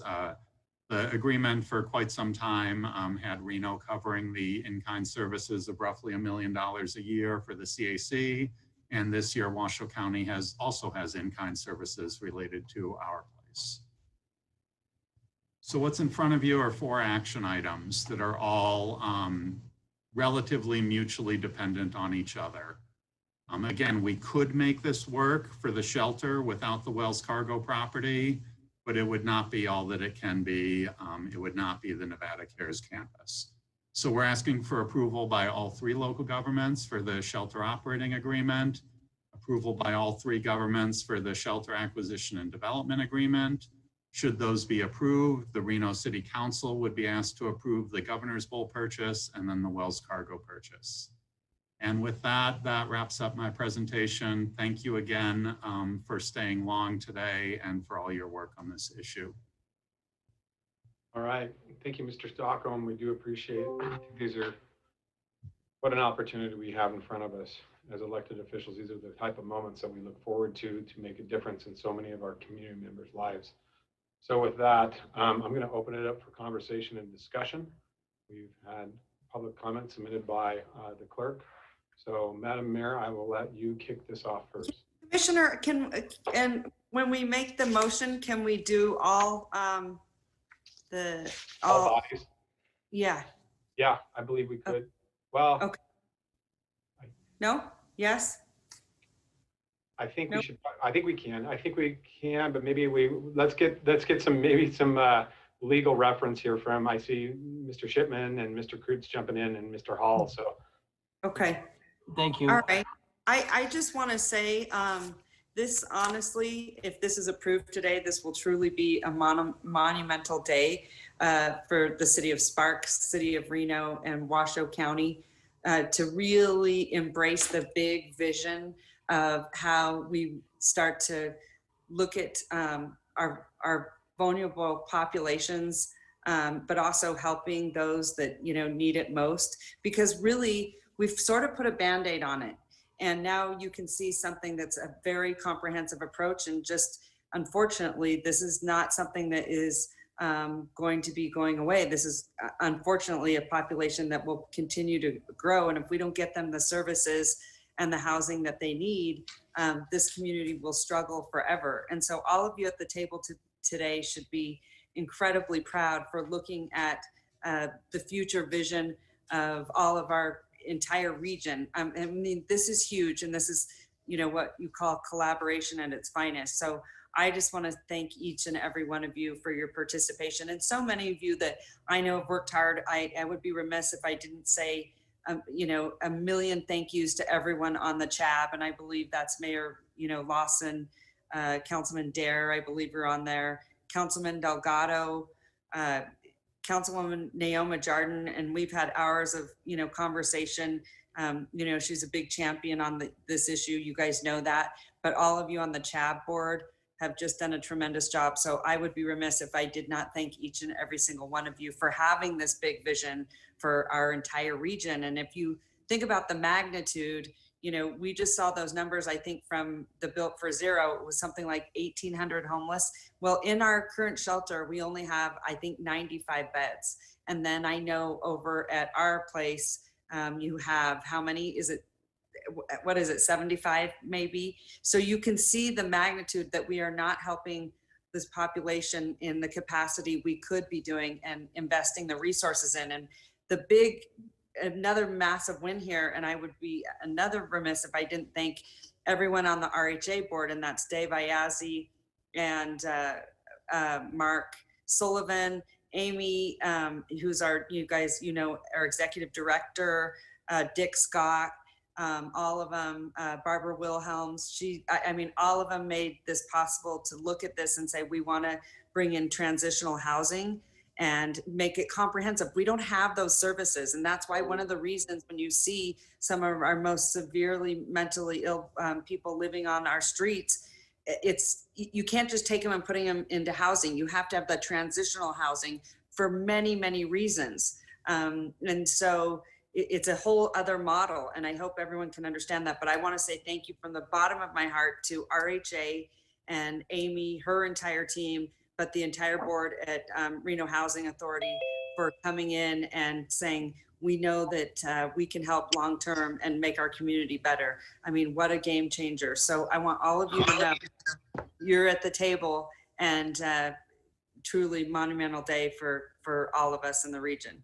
So Mayor Sheevy, I did get some updates from the managers and the legal staff, being that we are taking action as different entities and improving different things. It's better for us to do them one by one, each entity, and make sure that we have a motioner and second from each entity to make sure that so we'll work it that way. So we'll just make it let me know. as possible. Perfect. Mayor Lawson, I want to give you an opportunity to chime in as well. This is one of those times in your career where it's a home run. Yeah, we may not realize just how much of a home run this is right today, but I will guarantee you in 5 years, 10 years from now, 20 years from now, approving this action today will have deep, deep ramifications for our entire region. And I want to say thank you in advance to all of you for making this happen. So much hard work has gone into it. There's been a lot of criticism of the CHAB board, but you know what? We provided the place to have the conversation. And now this is where the action takes place. And so congratulations to everybody in advance. Thank you, Mayor Lawson. And on behalf of the Washoe County Commission, I want to share a few comments. Both mayors are exactly right. These are the moments that we as elected officials look for to really make a difference within our community. And I think you're going to save lives. For example, the Washoe County Commission supported and got behind the Our Place project, spent $14 million to stand up that project. It got stood up in the middle of the COVID pandemic, in the middle to move the most vulnerable, some of our most vulnerable populations, the women and families. And to date, we have sheltered 176 women. And out of those 176 women, and this is just since August 15th, we've had 20 women move out, or 16% of that population. 93% of those women were always experiencing chronic homelessness. So they have been homeless for a year or longer. So that's tremendous already just in that number. Those 60% of them self-identified with mental health issues. 43% of them identified with substance abuse. There's 40 women that are currently on track to move out successfully within the next 3 months. 44% of that, our population, is on track to successfully move out in 6 months. 4 of our women transferred over to Crossroads for some service programming. And we got 4 women that transferred from Our Place over to TADS. So those are just the services. And I think what we've said, Mayor Lawson and Mayor Sheevy said so far, this is the step. You get them, you identify, we work as a region, we find these individuals, and we provide them the services to move and better themselves with the tools that we have available to us. 59 families have been taken care of since June 8th. 55% of those families have been moved out and successfully are in new transitional housing or permanent housing. 43% of those families identified with mental health for adults in their homes, and 51% of those. So when you look at those numbers dramatically, I mean, we as a community, as a region, have supported homelessness, services to prevent homelessness continually. And I want to thank everybody, honestly, sincerely, the councils and the commission, to really step forward and make the difference in our community. It will be transitional. We will see in just 3 months, we've made a huge, huge change.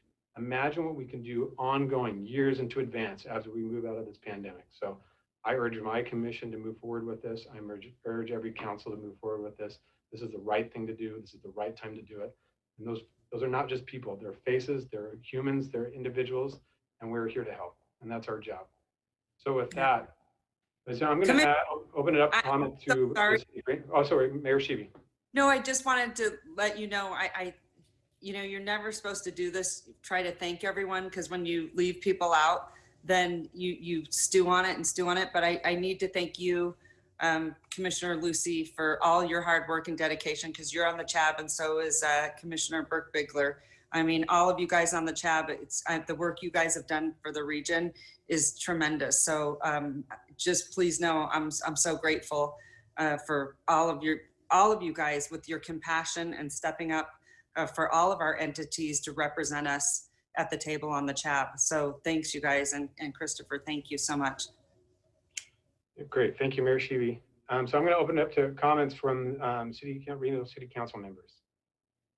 And Councilwoman Jardin, CHAB member, and Councilwoman Jardin, I know you have a comment. You know, I'm sitting here silently because I've been so knee deep in this for so long that it's a little bit unbelievable that we're actually at this day. I mean, there was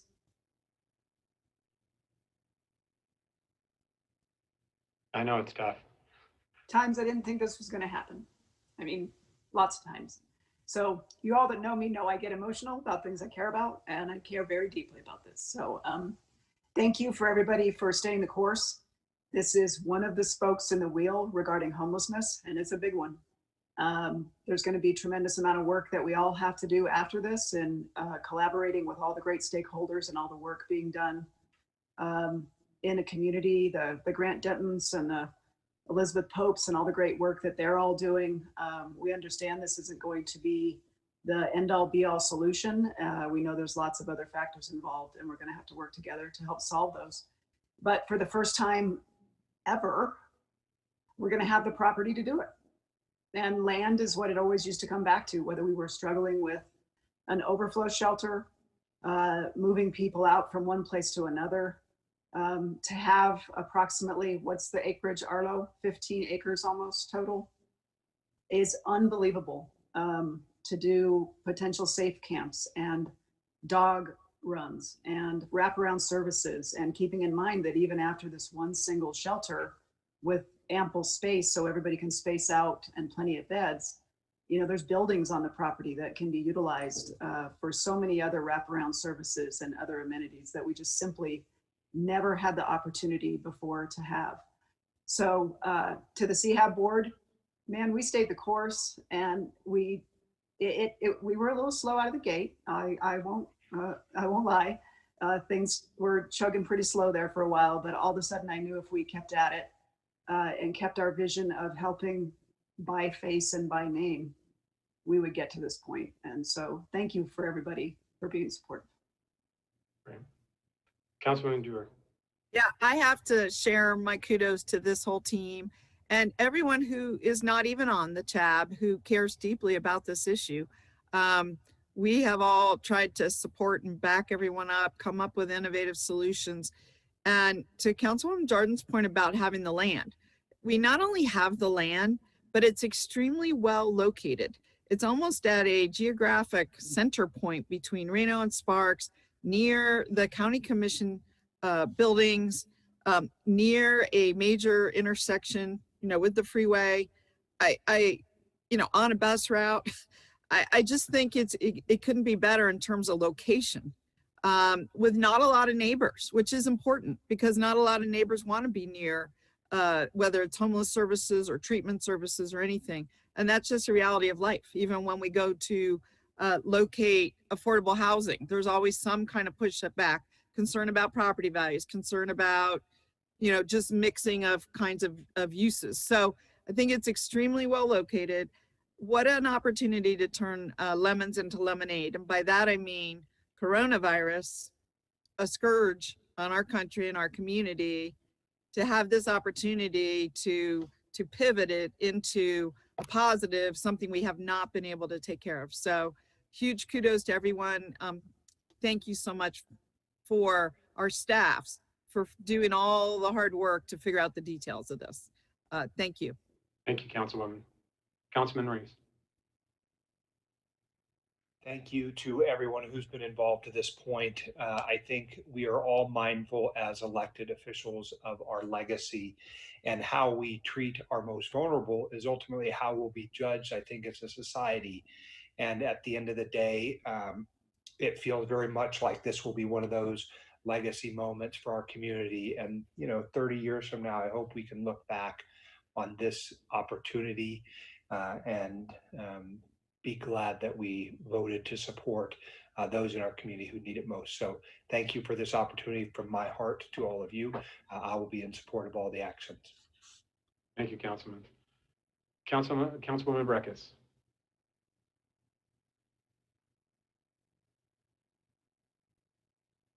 Chair Lucy, I believe Ms. Breckus is not on the call. She's showing, Councilwoman Breckus is showing that she is here in attendance. I know she had comments. We may come back to her if she can. Councilmember Breckus, if you will dial *6 from your phone, you should be able to unmute. She is connected. Okay. Perfect. We got you. Okay, hi. I do apologize. I don't know if you can hear me. I hope you can. I'm having a day where I'm not available. It's a rare day for me to not be on camera during a hearing, but I've been on the whole day. And the presentations have been great. In addition to the common understanding we've all come to of all the information and efforts, it's also under this deliberation time to ink documents. And I want to bring I'm glad we're doing those one by one. And there's a little bit of a tracking issue with the agenda as posted, and then the documents, some of which were coming late that we're going to act upon, including one that came out this morning. But I have a few questions under the document that we're taking the first motion on, and that is under the posting. It's called Exhibit A, Regional Homeless Services Cooperative Agreement 2021. I have a question for the presenter, Mr. Stockham. We're halfway almost through the 2021 FY. So why isn't this an amendment? Has this document not been inked before today? It has not been inked before today, so some of this applies retroactively. Oh, it is a retroactive document. Okay, so on those cost shares, unfortunately, I just lost my my link to that, but I recall the city on the operational, and I'm going to leave the capital for the other items that we're going to discuss, but this is operational.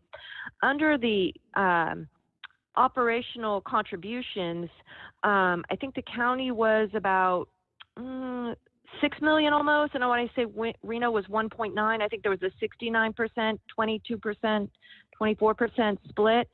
But up in the top of the document, it states that Reno is the lead on the men's shelter.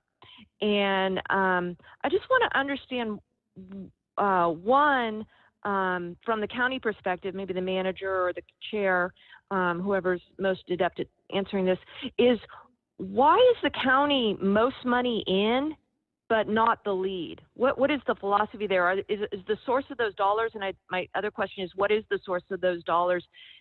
Are they such that they put the county in a pass-through sort of circumstance, and they don't feel that it's really their role as a county to be a lead in the services that are contemplated in this agreement? Thank you. So this is Manager Brown. I can answer.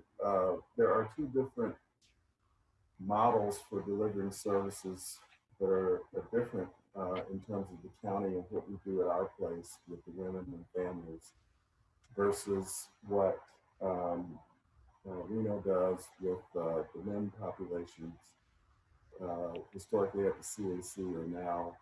Excuse me, whoever's speaking, I can't hear a word you're saying. Could you speak up? Can you hear me now? Get a little closer to the microphone, please. So the county has a different delivery model at our place with wraparound services in addition to the shelter expenses than what the city uses at the CAC and now the men's shelter on 4th Street.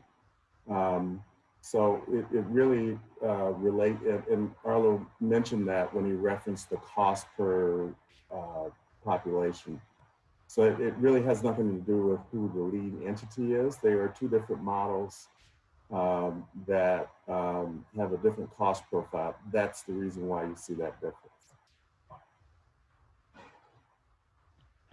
If I could just follow up with that, I just heard explained that this model of what we've called at Reno a super shelter, but now I think it's being called the care site, is going to involve wraparound services. So why isn't the county stepping up to be the lead agency on that one, since we're taking a step into a wraparound services new super cares facility? Because quite frankly, the county is extended financially on the services we're providing at our place. Even since the 3.8 million that you see reflected in the document there, there's been over $1 million of expenses the county has incurred just to deal with the expansion of populations at our place. So I guess my answer is we're doing the best we can during this pandemic situation that is literally where the cost and the demand are shifting beneath our feet. If we want to talk about where we go going forward, we can certainly do that, but that's the reason. Well, I can appreciate that, because from the Clean and Safe team that Ms. Esparza talked about, us reaching deep into our general fund on the expansion of the encampments, we've been stretched too. Thank you. Thank you, Councilwoman Breckus. Any other comments from the City of Reno, any City of Reno members? Councilwoman Jardine. Thank you very much. And I do think, again, being intimately involved with this for a long time, and I did preface at the beginning that there is a lot of work ahead of us, and much of it is what's just been referenced. I mean, this isn't going to happen by government alone. It's going to take a Herculean effort by the entire community to really build out this campus with all the things we want to see there. It starts, if you don't take the first step, you can't take the second or the third. So I'm proud of this group of professional leaders that are willing to take that first step and work together to take the following steps with the community members right by our side. I did want to ask, though, I'm sure the public is wondering, Arlo, two things. One, if we should move past this today, and how long is the closing period for the purchase of the properties, transfer of the properties? So when would it officially be ours? How long would the sheltering structure take before you believe it could be operational? And third, does this action negate any litigation that might be related to the property? The timelines are tight. We have a scheduled close date of December 3rd. So that means we're going to need each entity to send money into escrow here in the next couple weeks to meet that close date. We can extend it, but then that would have implications both on our CARES funding and the construction schedule. Our target for construction is extremely aggressive. We are trying for an 8-week construction period. We don't know yet if we're going to be able to achieve that. Sprung is back ordered a little bit. We're not the only region that's looking at building these structures, but we do have contractors lined up, and we're looking to have it completed and occupied at the end of January. Part of the reason for that contingency budget is if we get bad weather or if the structures get delayed a little bit, it may stretch out into February, and we may need to stay in the 4th Street tents for one more month. This transaction is not related to litigation that was involving the structures, but we anticipate with the Wells family no longer owning this property, that litigation is likely to go away or become moot because we'll be shutting down the temporary shelters.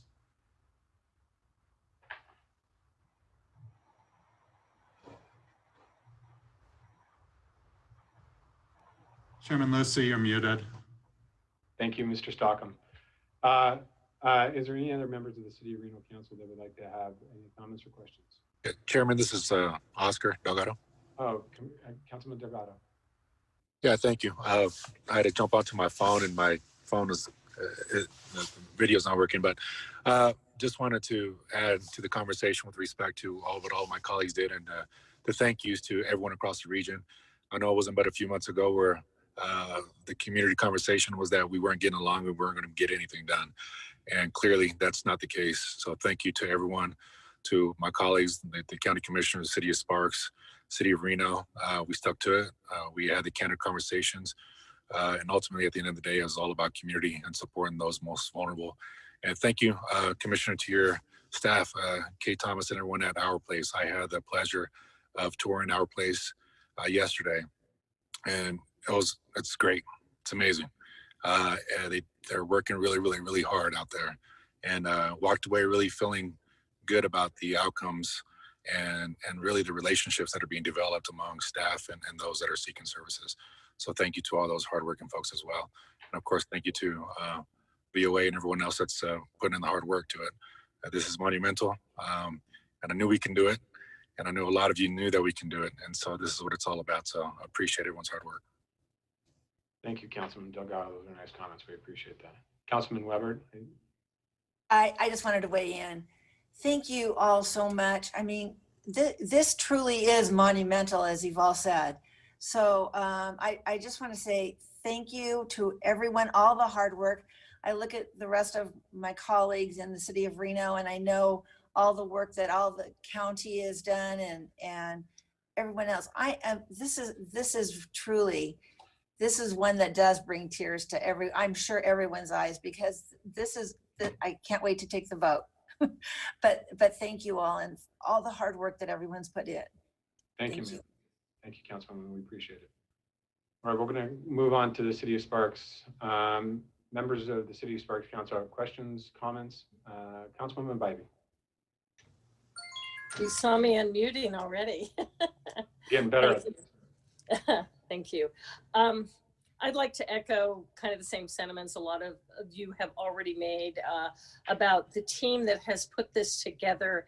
And we've been talking since COVID started about pivoting, about being fluid, because we don't know, where we are, where we're going day to day. And this is a prime example of hard work. I'd like to thank the two city managers and the county manager for their work in guiding this through, and in us being where we didn't think we would be. We were looking at Governor's Bowl, period, at the start of this, and we knew it wasn't sufficient. And then all of a sudden, the other pieces fell into place. And I think as I look at today's presentations and everything that was on the agenda today is truly all the pieces of that puzzle that we so greatly need to solve for our region. And I look at, from the HOPE team to, every bit of mental health and the crisis intervention and everything that has been on the table today fits together with what this project will be. And I think that we can get a handle on things where we don't wind up to be so out of control that we can't address it for our community and for our most vulnerable. So when we look at cities that it's gone so far out of control, like Seattle, like San Francisco, we don't want to be there relative to our size, and we've all said that. So I think what we're doing, Built for Zero, all of those things together with this project will allow us to truly make a difference, that will make a difference right now, but moving into the future. And for the people, we're able to get those wraparound services and move them out of homelessness and the transitional housing and the mental health, all of it together. I think we can keep our numbers lower, but the most important thing is we're going to be able to truly help the people of our community, the businesses of our community, our residents who want to go down along the river. I mean, it impacts everyone directly or indirectly. So I just can't thank the group, everyone here today, and all those behind the scenes that have been working to make sure this becomes a reality. Thank you so much, and I'm excited for the vote. Thank you. Thank you, Councilwoman. Any other members of the Spark City Council? All right. Councilman Dare. Yeah, this is exciting, and it's one of those things that for our community at large, when CHAB was formed, it was for these type of things, and it really has to do with the collaboration of everybody. I remember sitting in a meeting with Kitty Jung and Dave Bobsey and talking about where we could be, and these are the things that happen. But I do want to say at large, and I even want to talk in regards to the Washoe County conversation. I can tell you, I've seen you guys ramping up, and I want to put that on record of what I've seen. I don't, we all know that everyone has different places where people think they should arrive, and I have my opinions. You already know that. But at the same time, I am so pleased that we are moving forward in this direction. And what you guys have done in our place, I think is fantastic. I've been down there.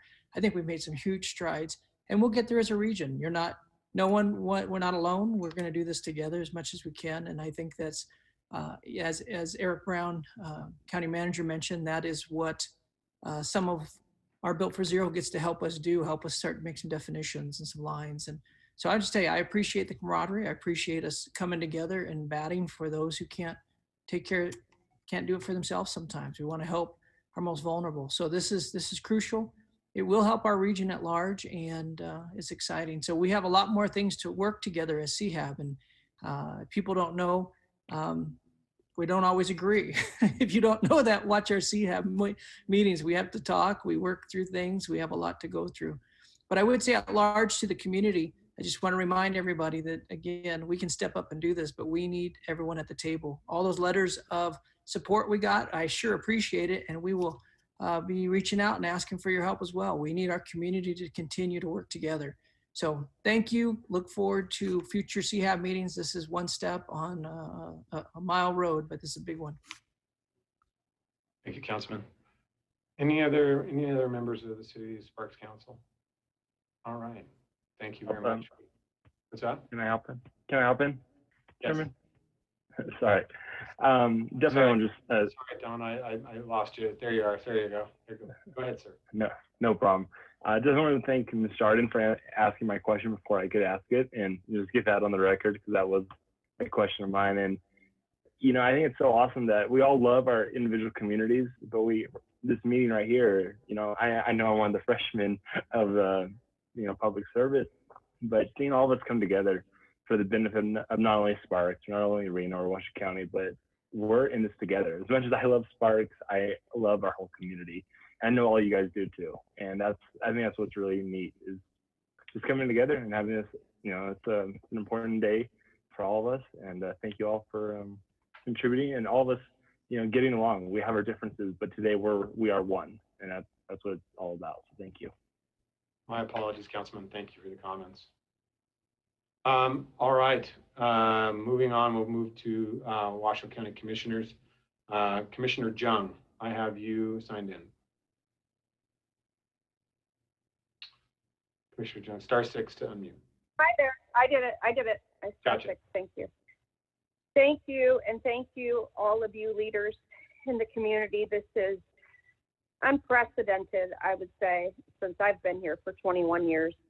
And it also, we have to recognize, for everybody that's here at the table, that we are in an emergency situation, and the faster and stronger we can move to address what is right before us, especially during a pandemic. But more importantly, this emergency has been coming down on us, and it's universal, right? There's no city you can go to in America that this isn't a problem. But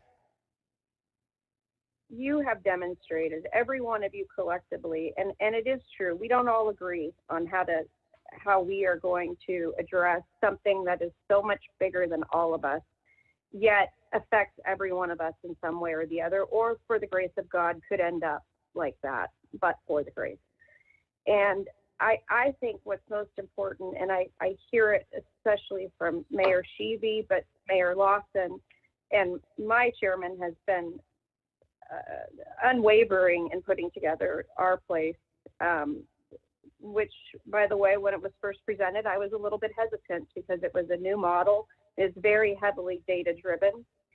And I will say that to hear the compassion and the care from people has, you know, it's transformative. And the bottom line is every one of those somebodies is somebody.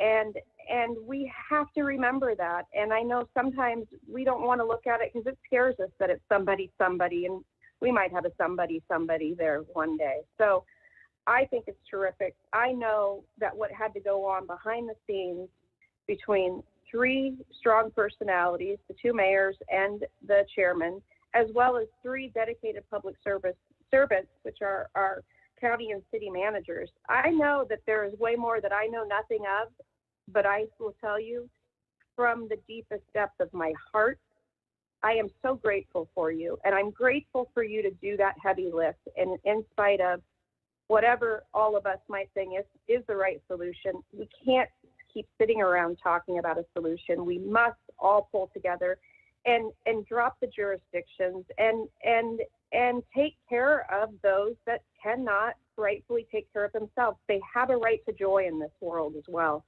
and the pursuit of their own happiness. So I commend all of you. I think you guys are tremendous.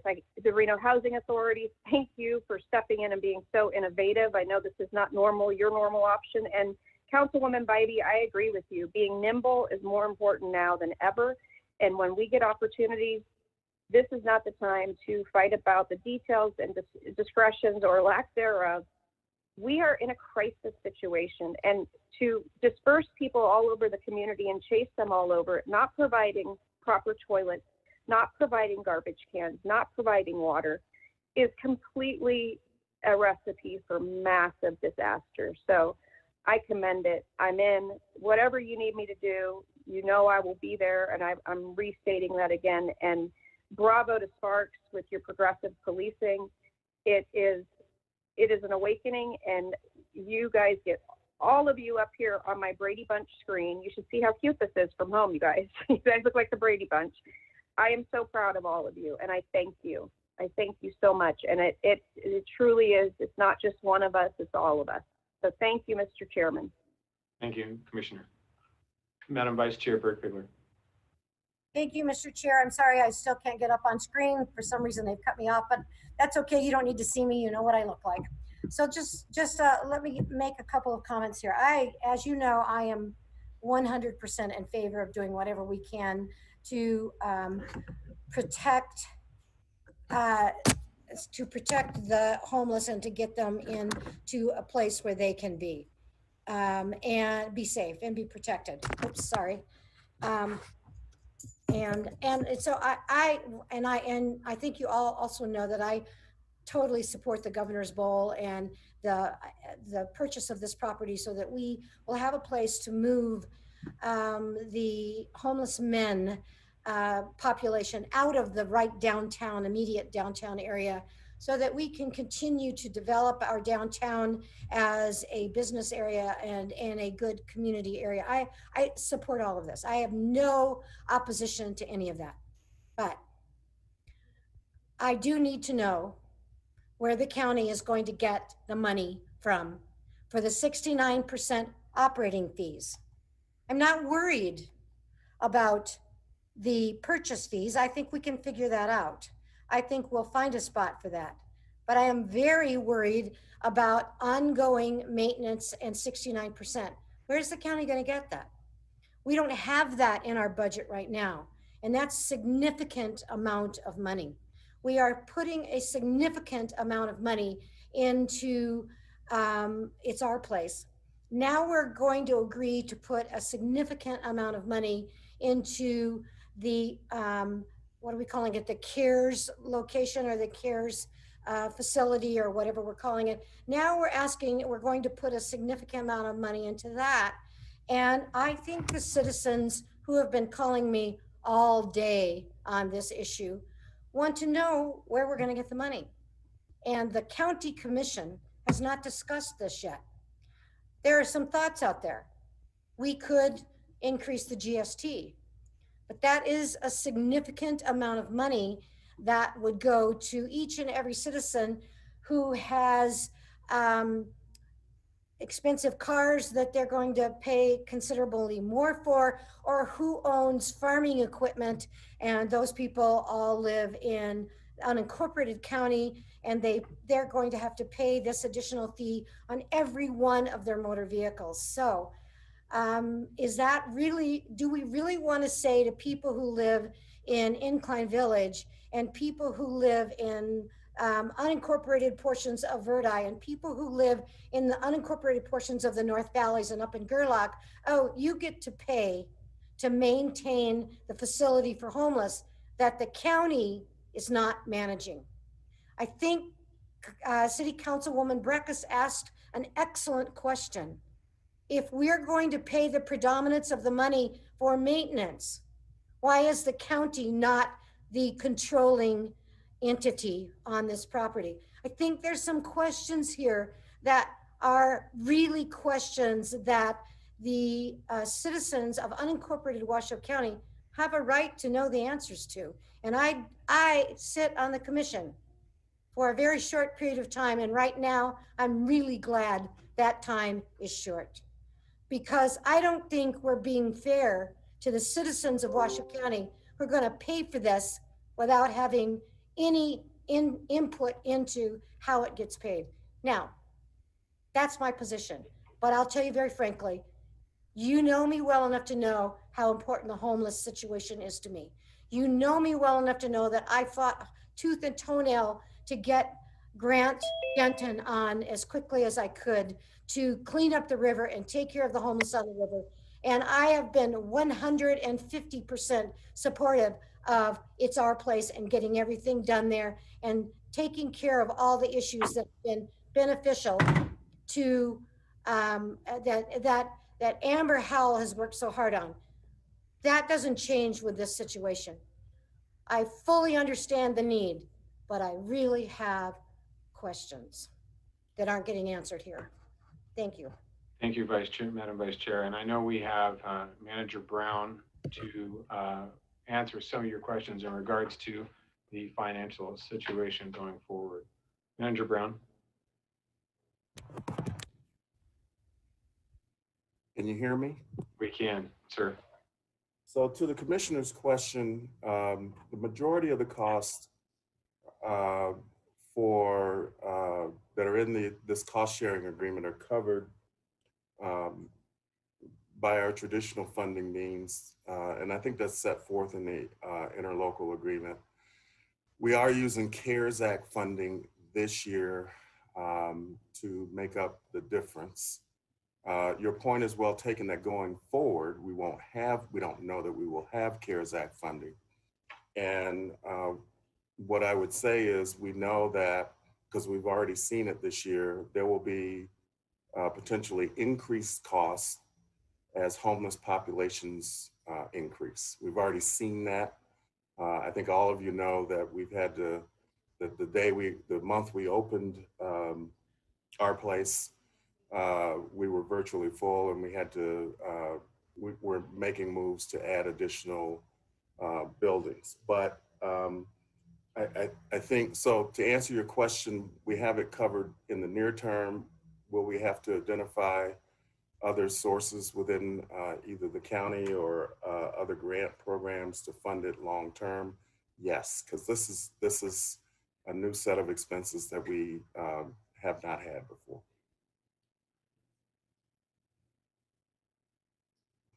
Commissioner Berkowitz, does that answer your question? Yes, I would say it answers my question, and I would say thank you very much, Manager Brown, and thank you also, Mr. Chair, but it still remains a concern of mine on this issue. Thank you, Madam, and thank you, Commissioner. Commissioner Hartung, I have you signed in next. Thank you, Mr. Chair. I'll be very brief. I just wanted to thank, starting with Washoe County, you, Commissioner Burke-Bigler, Mr. Brown, Kate Thomas. Wow, I mean, what can I say? You guys have done some really heavy lifting. City of Reno, Ms. Jarden, and Ms. Sheevy, your management team, Mr. Stockham, Mr. Thornley, just, I mean, well done.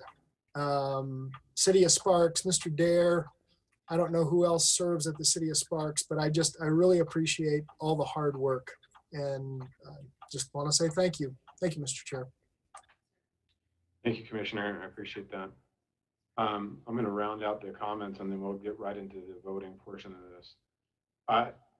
You know, we talk about homelessness in the region, and Commissioner Burke-Bigler and Councilman Brackets have shared their concerns about ongoing costs and a number of challenges with how we continue to operate. I think this is one of those services and one of those commitments that we've always made to the community. It's written in the NRS, it's written how we operate in our county, that this is going to be one of our services that we provide. Now, our place, we've gone on and we've operated our place for the last, and built it up, stood it up, and without question to make sure we could test the model. The City of Reno has faithfully and continuously ran with the VOA, the CAC for many, many years. Homelessness does not know a city boundary. It doesn't know a region. It doesn't know where unincorporated is, where our city is. It just knows that these individuals are challenged. And we have a very difficult community from a geographic, from a weather standpoint, from a food desert standpoint, from a work standpoint. We're not, you know, there are challenges, but we're going to continue to grow. And if we aren't proactive, as we've spoken before many, many times, we don't take those first steps and we don't try to figure it out. If we don't try to make this work, the problem only gets worse. It only gets more expensive. It only gets more challenging. And so with that, I think it's going to be in our best interest to move forward in the best of our community for the individuals. And this is going to help, not just the individuals. This is going to help those that are on the river. It's going to help clean our community. It's going to help provide services. It's going to put people back to work and jobs. This is what we do. This is our mission. This is what we do every day at this job.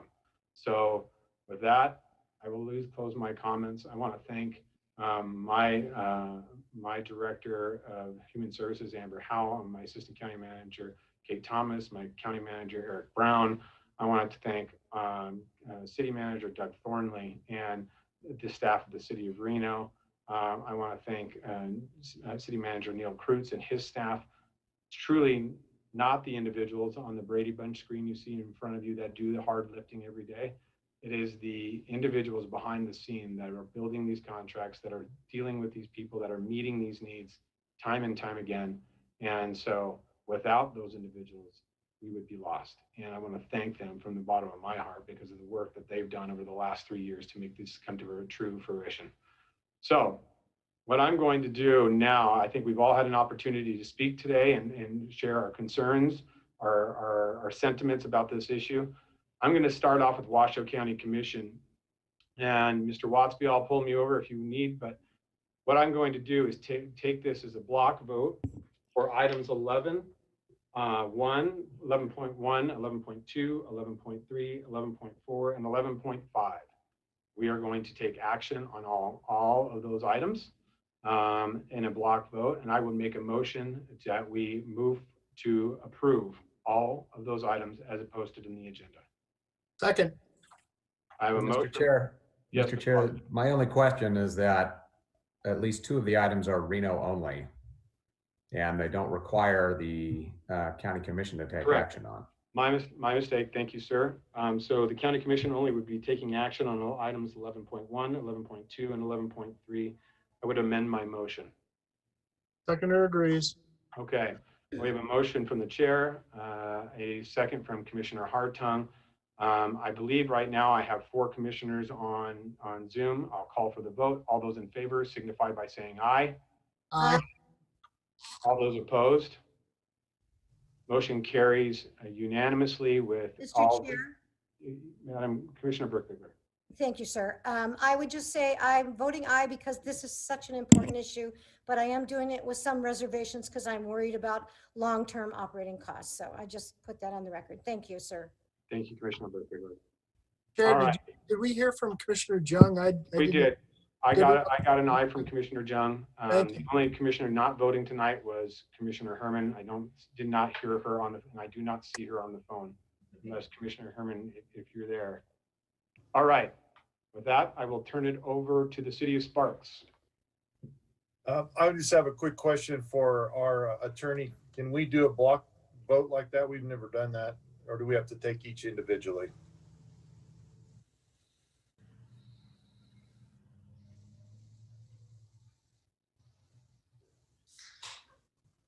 Or the manager? Can you hear me now, Mr. Mayor? This is Chet Adams. Thank you, Chet. Yeah, I couldn't get unmuted here. I apologize. No, you can take a block vote if that's the who's the chairperson here?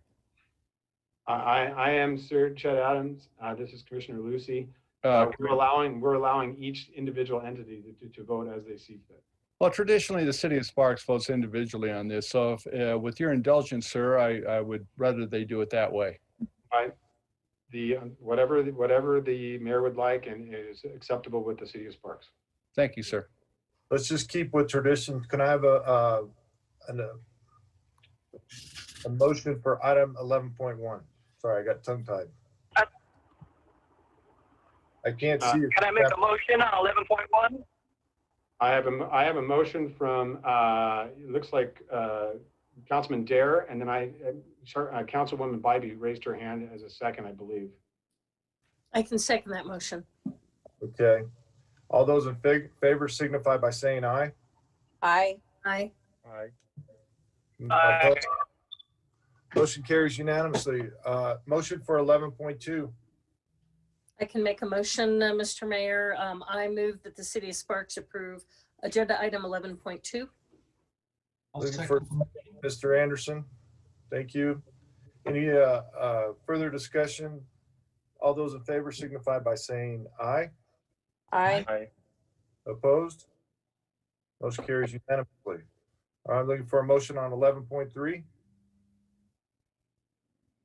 I'll move to approve it. Abbott. Second, Vanderwell.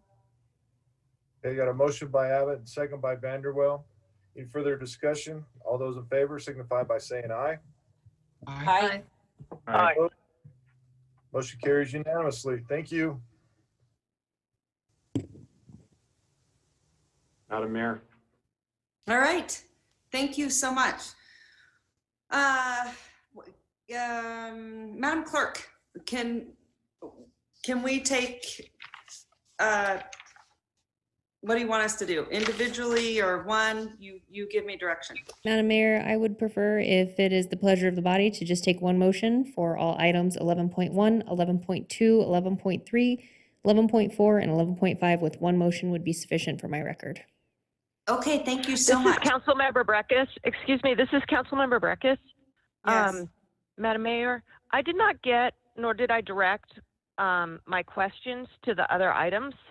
I do have questions about item, well, it's presentation 2.7, so it's called item 11.5. And I did have questions for staff on that. So my preference is that we go one by one because I will have questions on that item. We didn't touch on that agenda item yet. I'm going to ask our city attorneys. I'd like to vote on these items right now since all the other entities have voted.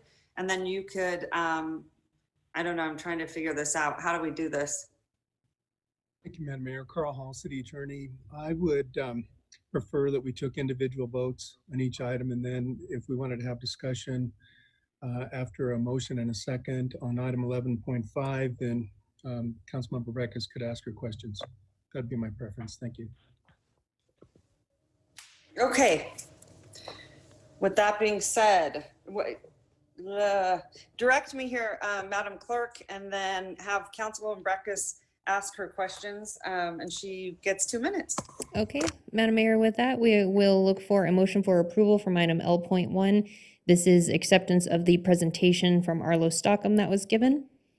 Okay, Madam Clerk, I'm getting word that we can take one motion and then have discussion. You can do that. Okay, why don't we do that? And I'm going to send it over to Councilwoman Jardin to make the motion because I know this is near and dear to her heart. And I wish we were all together in one room. All of us would be opening up a bottle of big champagne.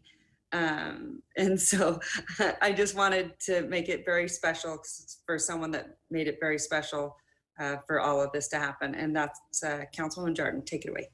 Thank you, thank you. And trust me, there will be champagne drank tonight. Just I'll toast you all virtually later. Thank you, Madam Mayor. And I cannot emphasize to Arlo Stockham, my heavens. Can't thank you enough, seriously. So, Madam Mayor, if you've ever seen any of my social media posts, you see that I hashtag it, lead with empathy. Let me read you the definition of empathy. It's the ability to understand and share the feelings of another. We are taking a monumental step in that direction today. So with that, move to approve. Second. Y'all second. All, Councilmember Dewar seconded first. No, we have a joint second. Madam You're Mayor, on you're mute, on Madam Mayor. Sorry, I have a motion and a second, and then we go to discussion. May I be recognized for discussion? Yes, go right ahead.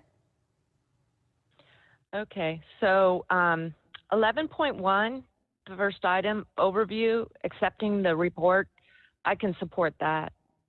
11.2, the cooperative agreement, as I was able to ask my questions on that, and I appreciate Mr. Manager Brown's frank discussion that the county does not step in to be the lead on that over the men's shelter, even though they're bringing in the large lion's share of money toward it because they're taxed. But I believe Reno's taxed also. I think the Clean and Safe expansion team has really taxed Reno staff and dollars-wise in the general fund. And for those reasons, I believe that this agreement is not something I can support because I think Washoe County is a larger agency that has direct funding for this area, should be the lead. So I cannot support that interlocal agreement. And I think like Ms.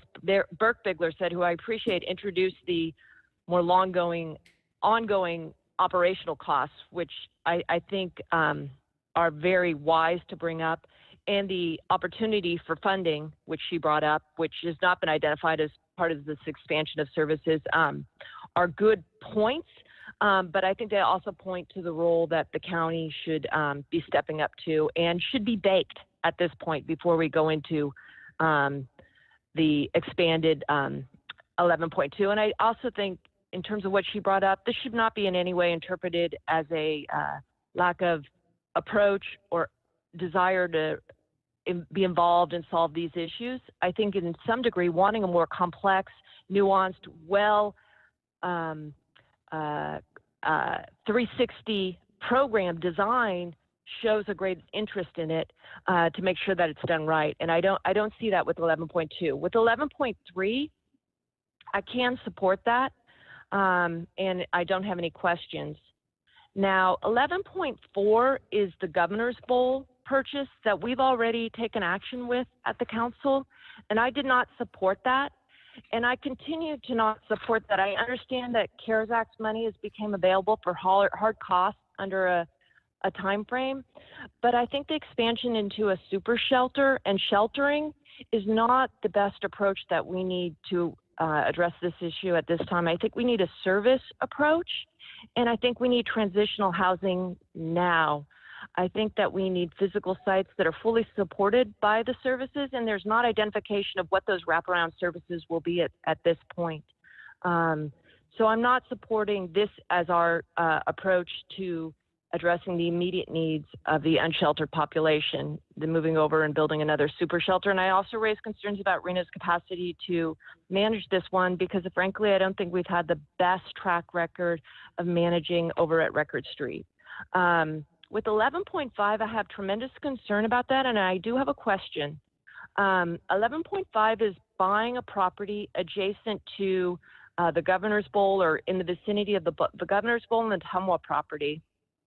And I first heard about that property when some people called me on the weekend, and they were people who provide services, meal services over the weekends to the homeless population. And they said that they got fenced out of the Tumwa property while that interim superstructure was being built. And a gentleman, presumably the Wells Fargo property owner, drove up that weekend evening and was very mad that they were on his property. And I helped facilitate conversations with those people and staff to understand what happened. And next thing I know, within the week, that Wells Fargo person had sued the city and Tumwa. And I read his brief and I said, oh, okay, well, that's going to, go somewhere.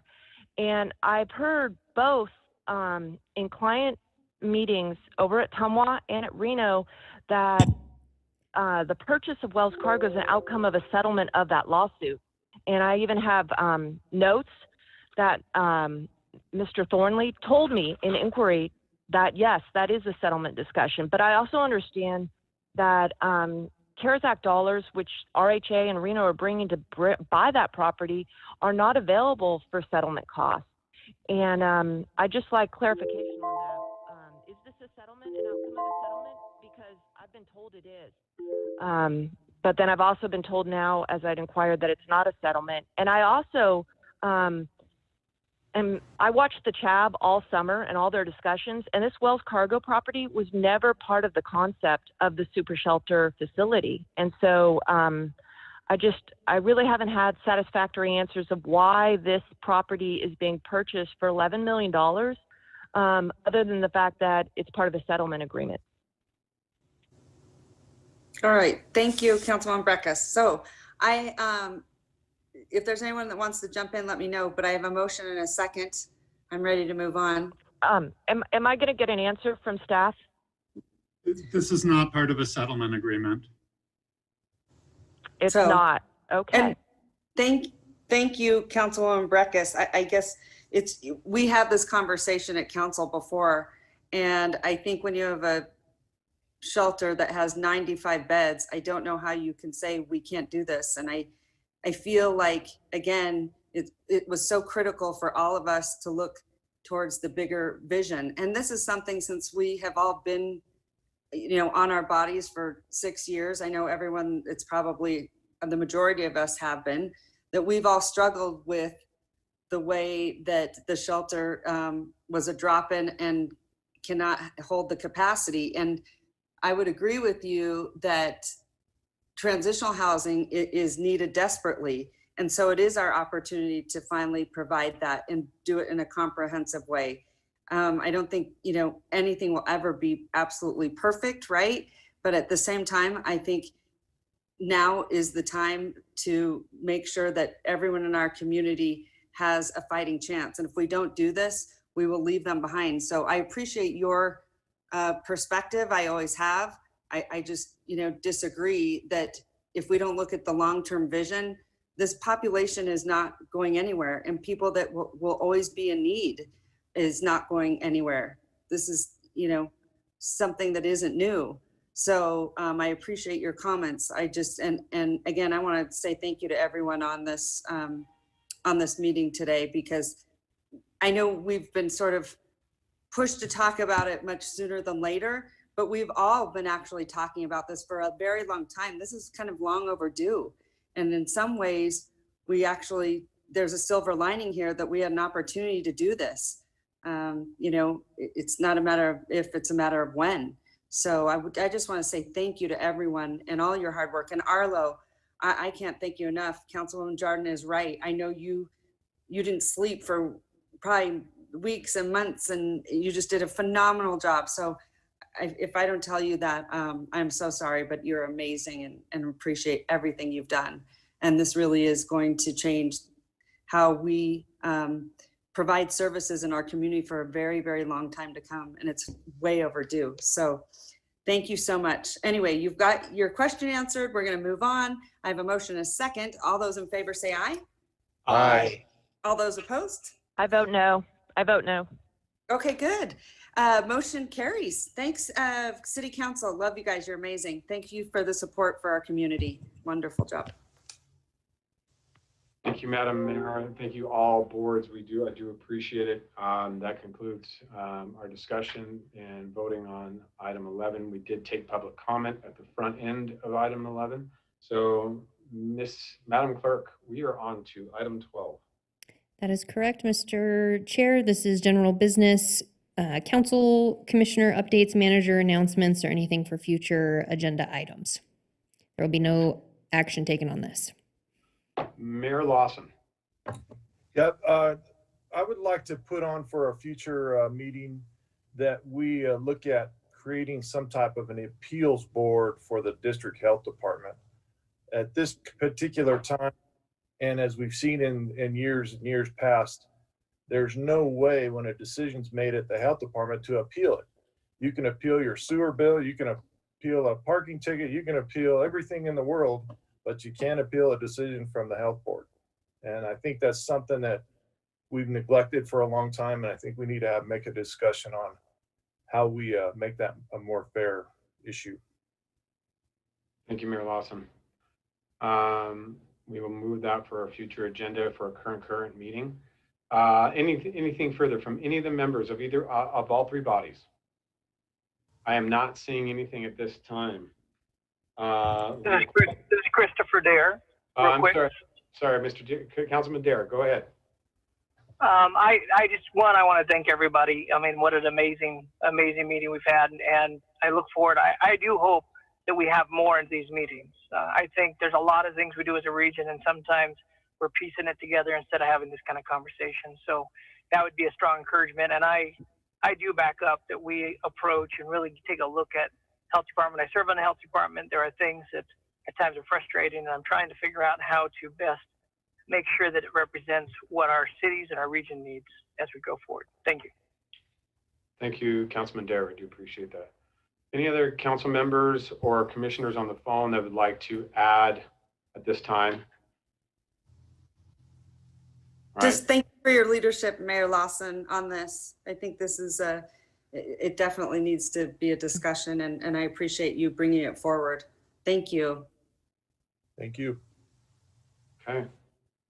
All right. Seeing no further comment from any of our members, I will, or Ms. Jordan, Councilwoman Jordan, did you just unmute? No, okay. I was preparing for a motion to adjourn and a 16-1 vote. Thank you, everybody. So we will close item 12. Madam Clerk, we are on to item 13. This is our final public comment. Thank you, Mr. Chair. I would like to note for the record, Councilmember Breckus is absent at 5:15 after the vote of items 11.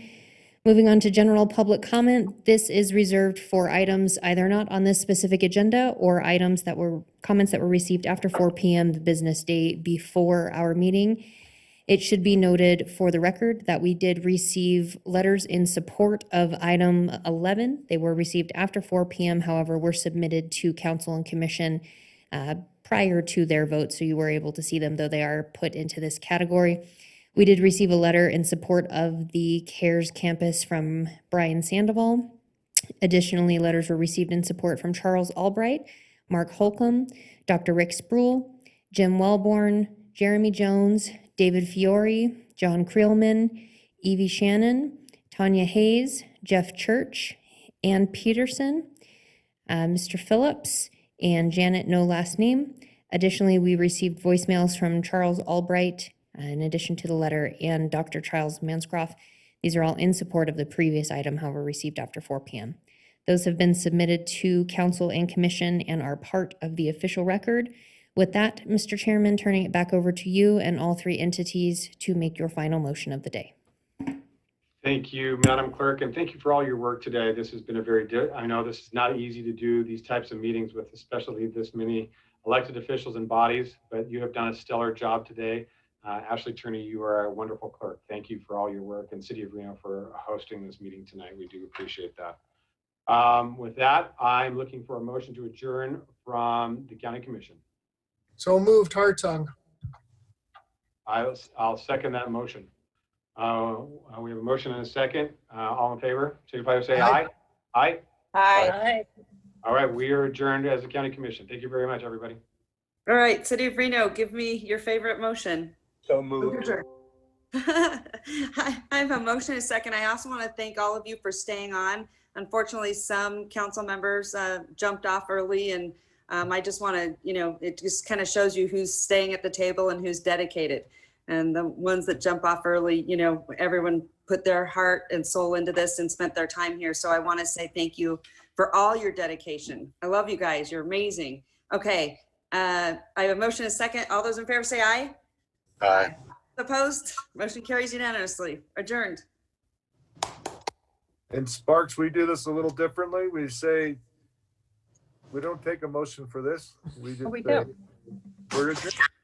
Thank We're you. adjourned. I like Thank it. you. Go. Good night, everybody. I know, Thank you can very you much. imagine? Can you imagine, Mayor, if someone said, I'm not going to give you a motion?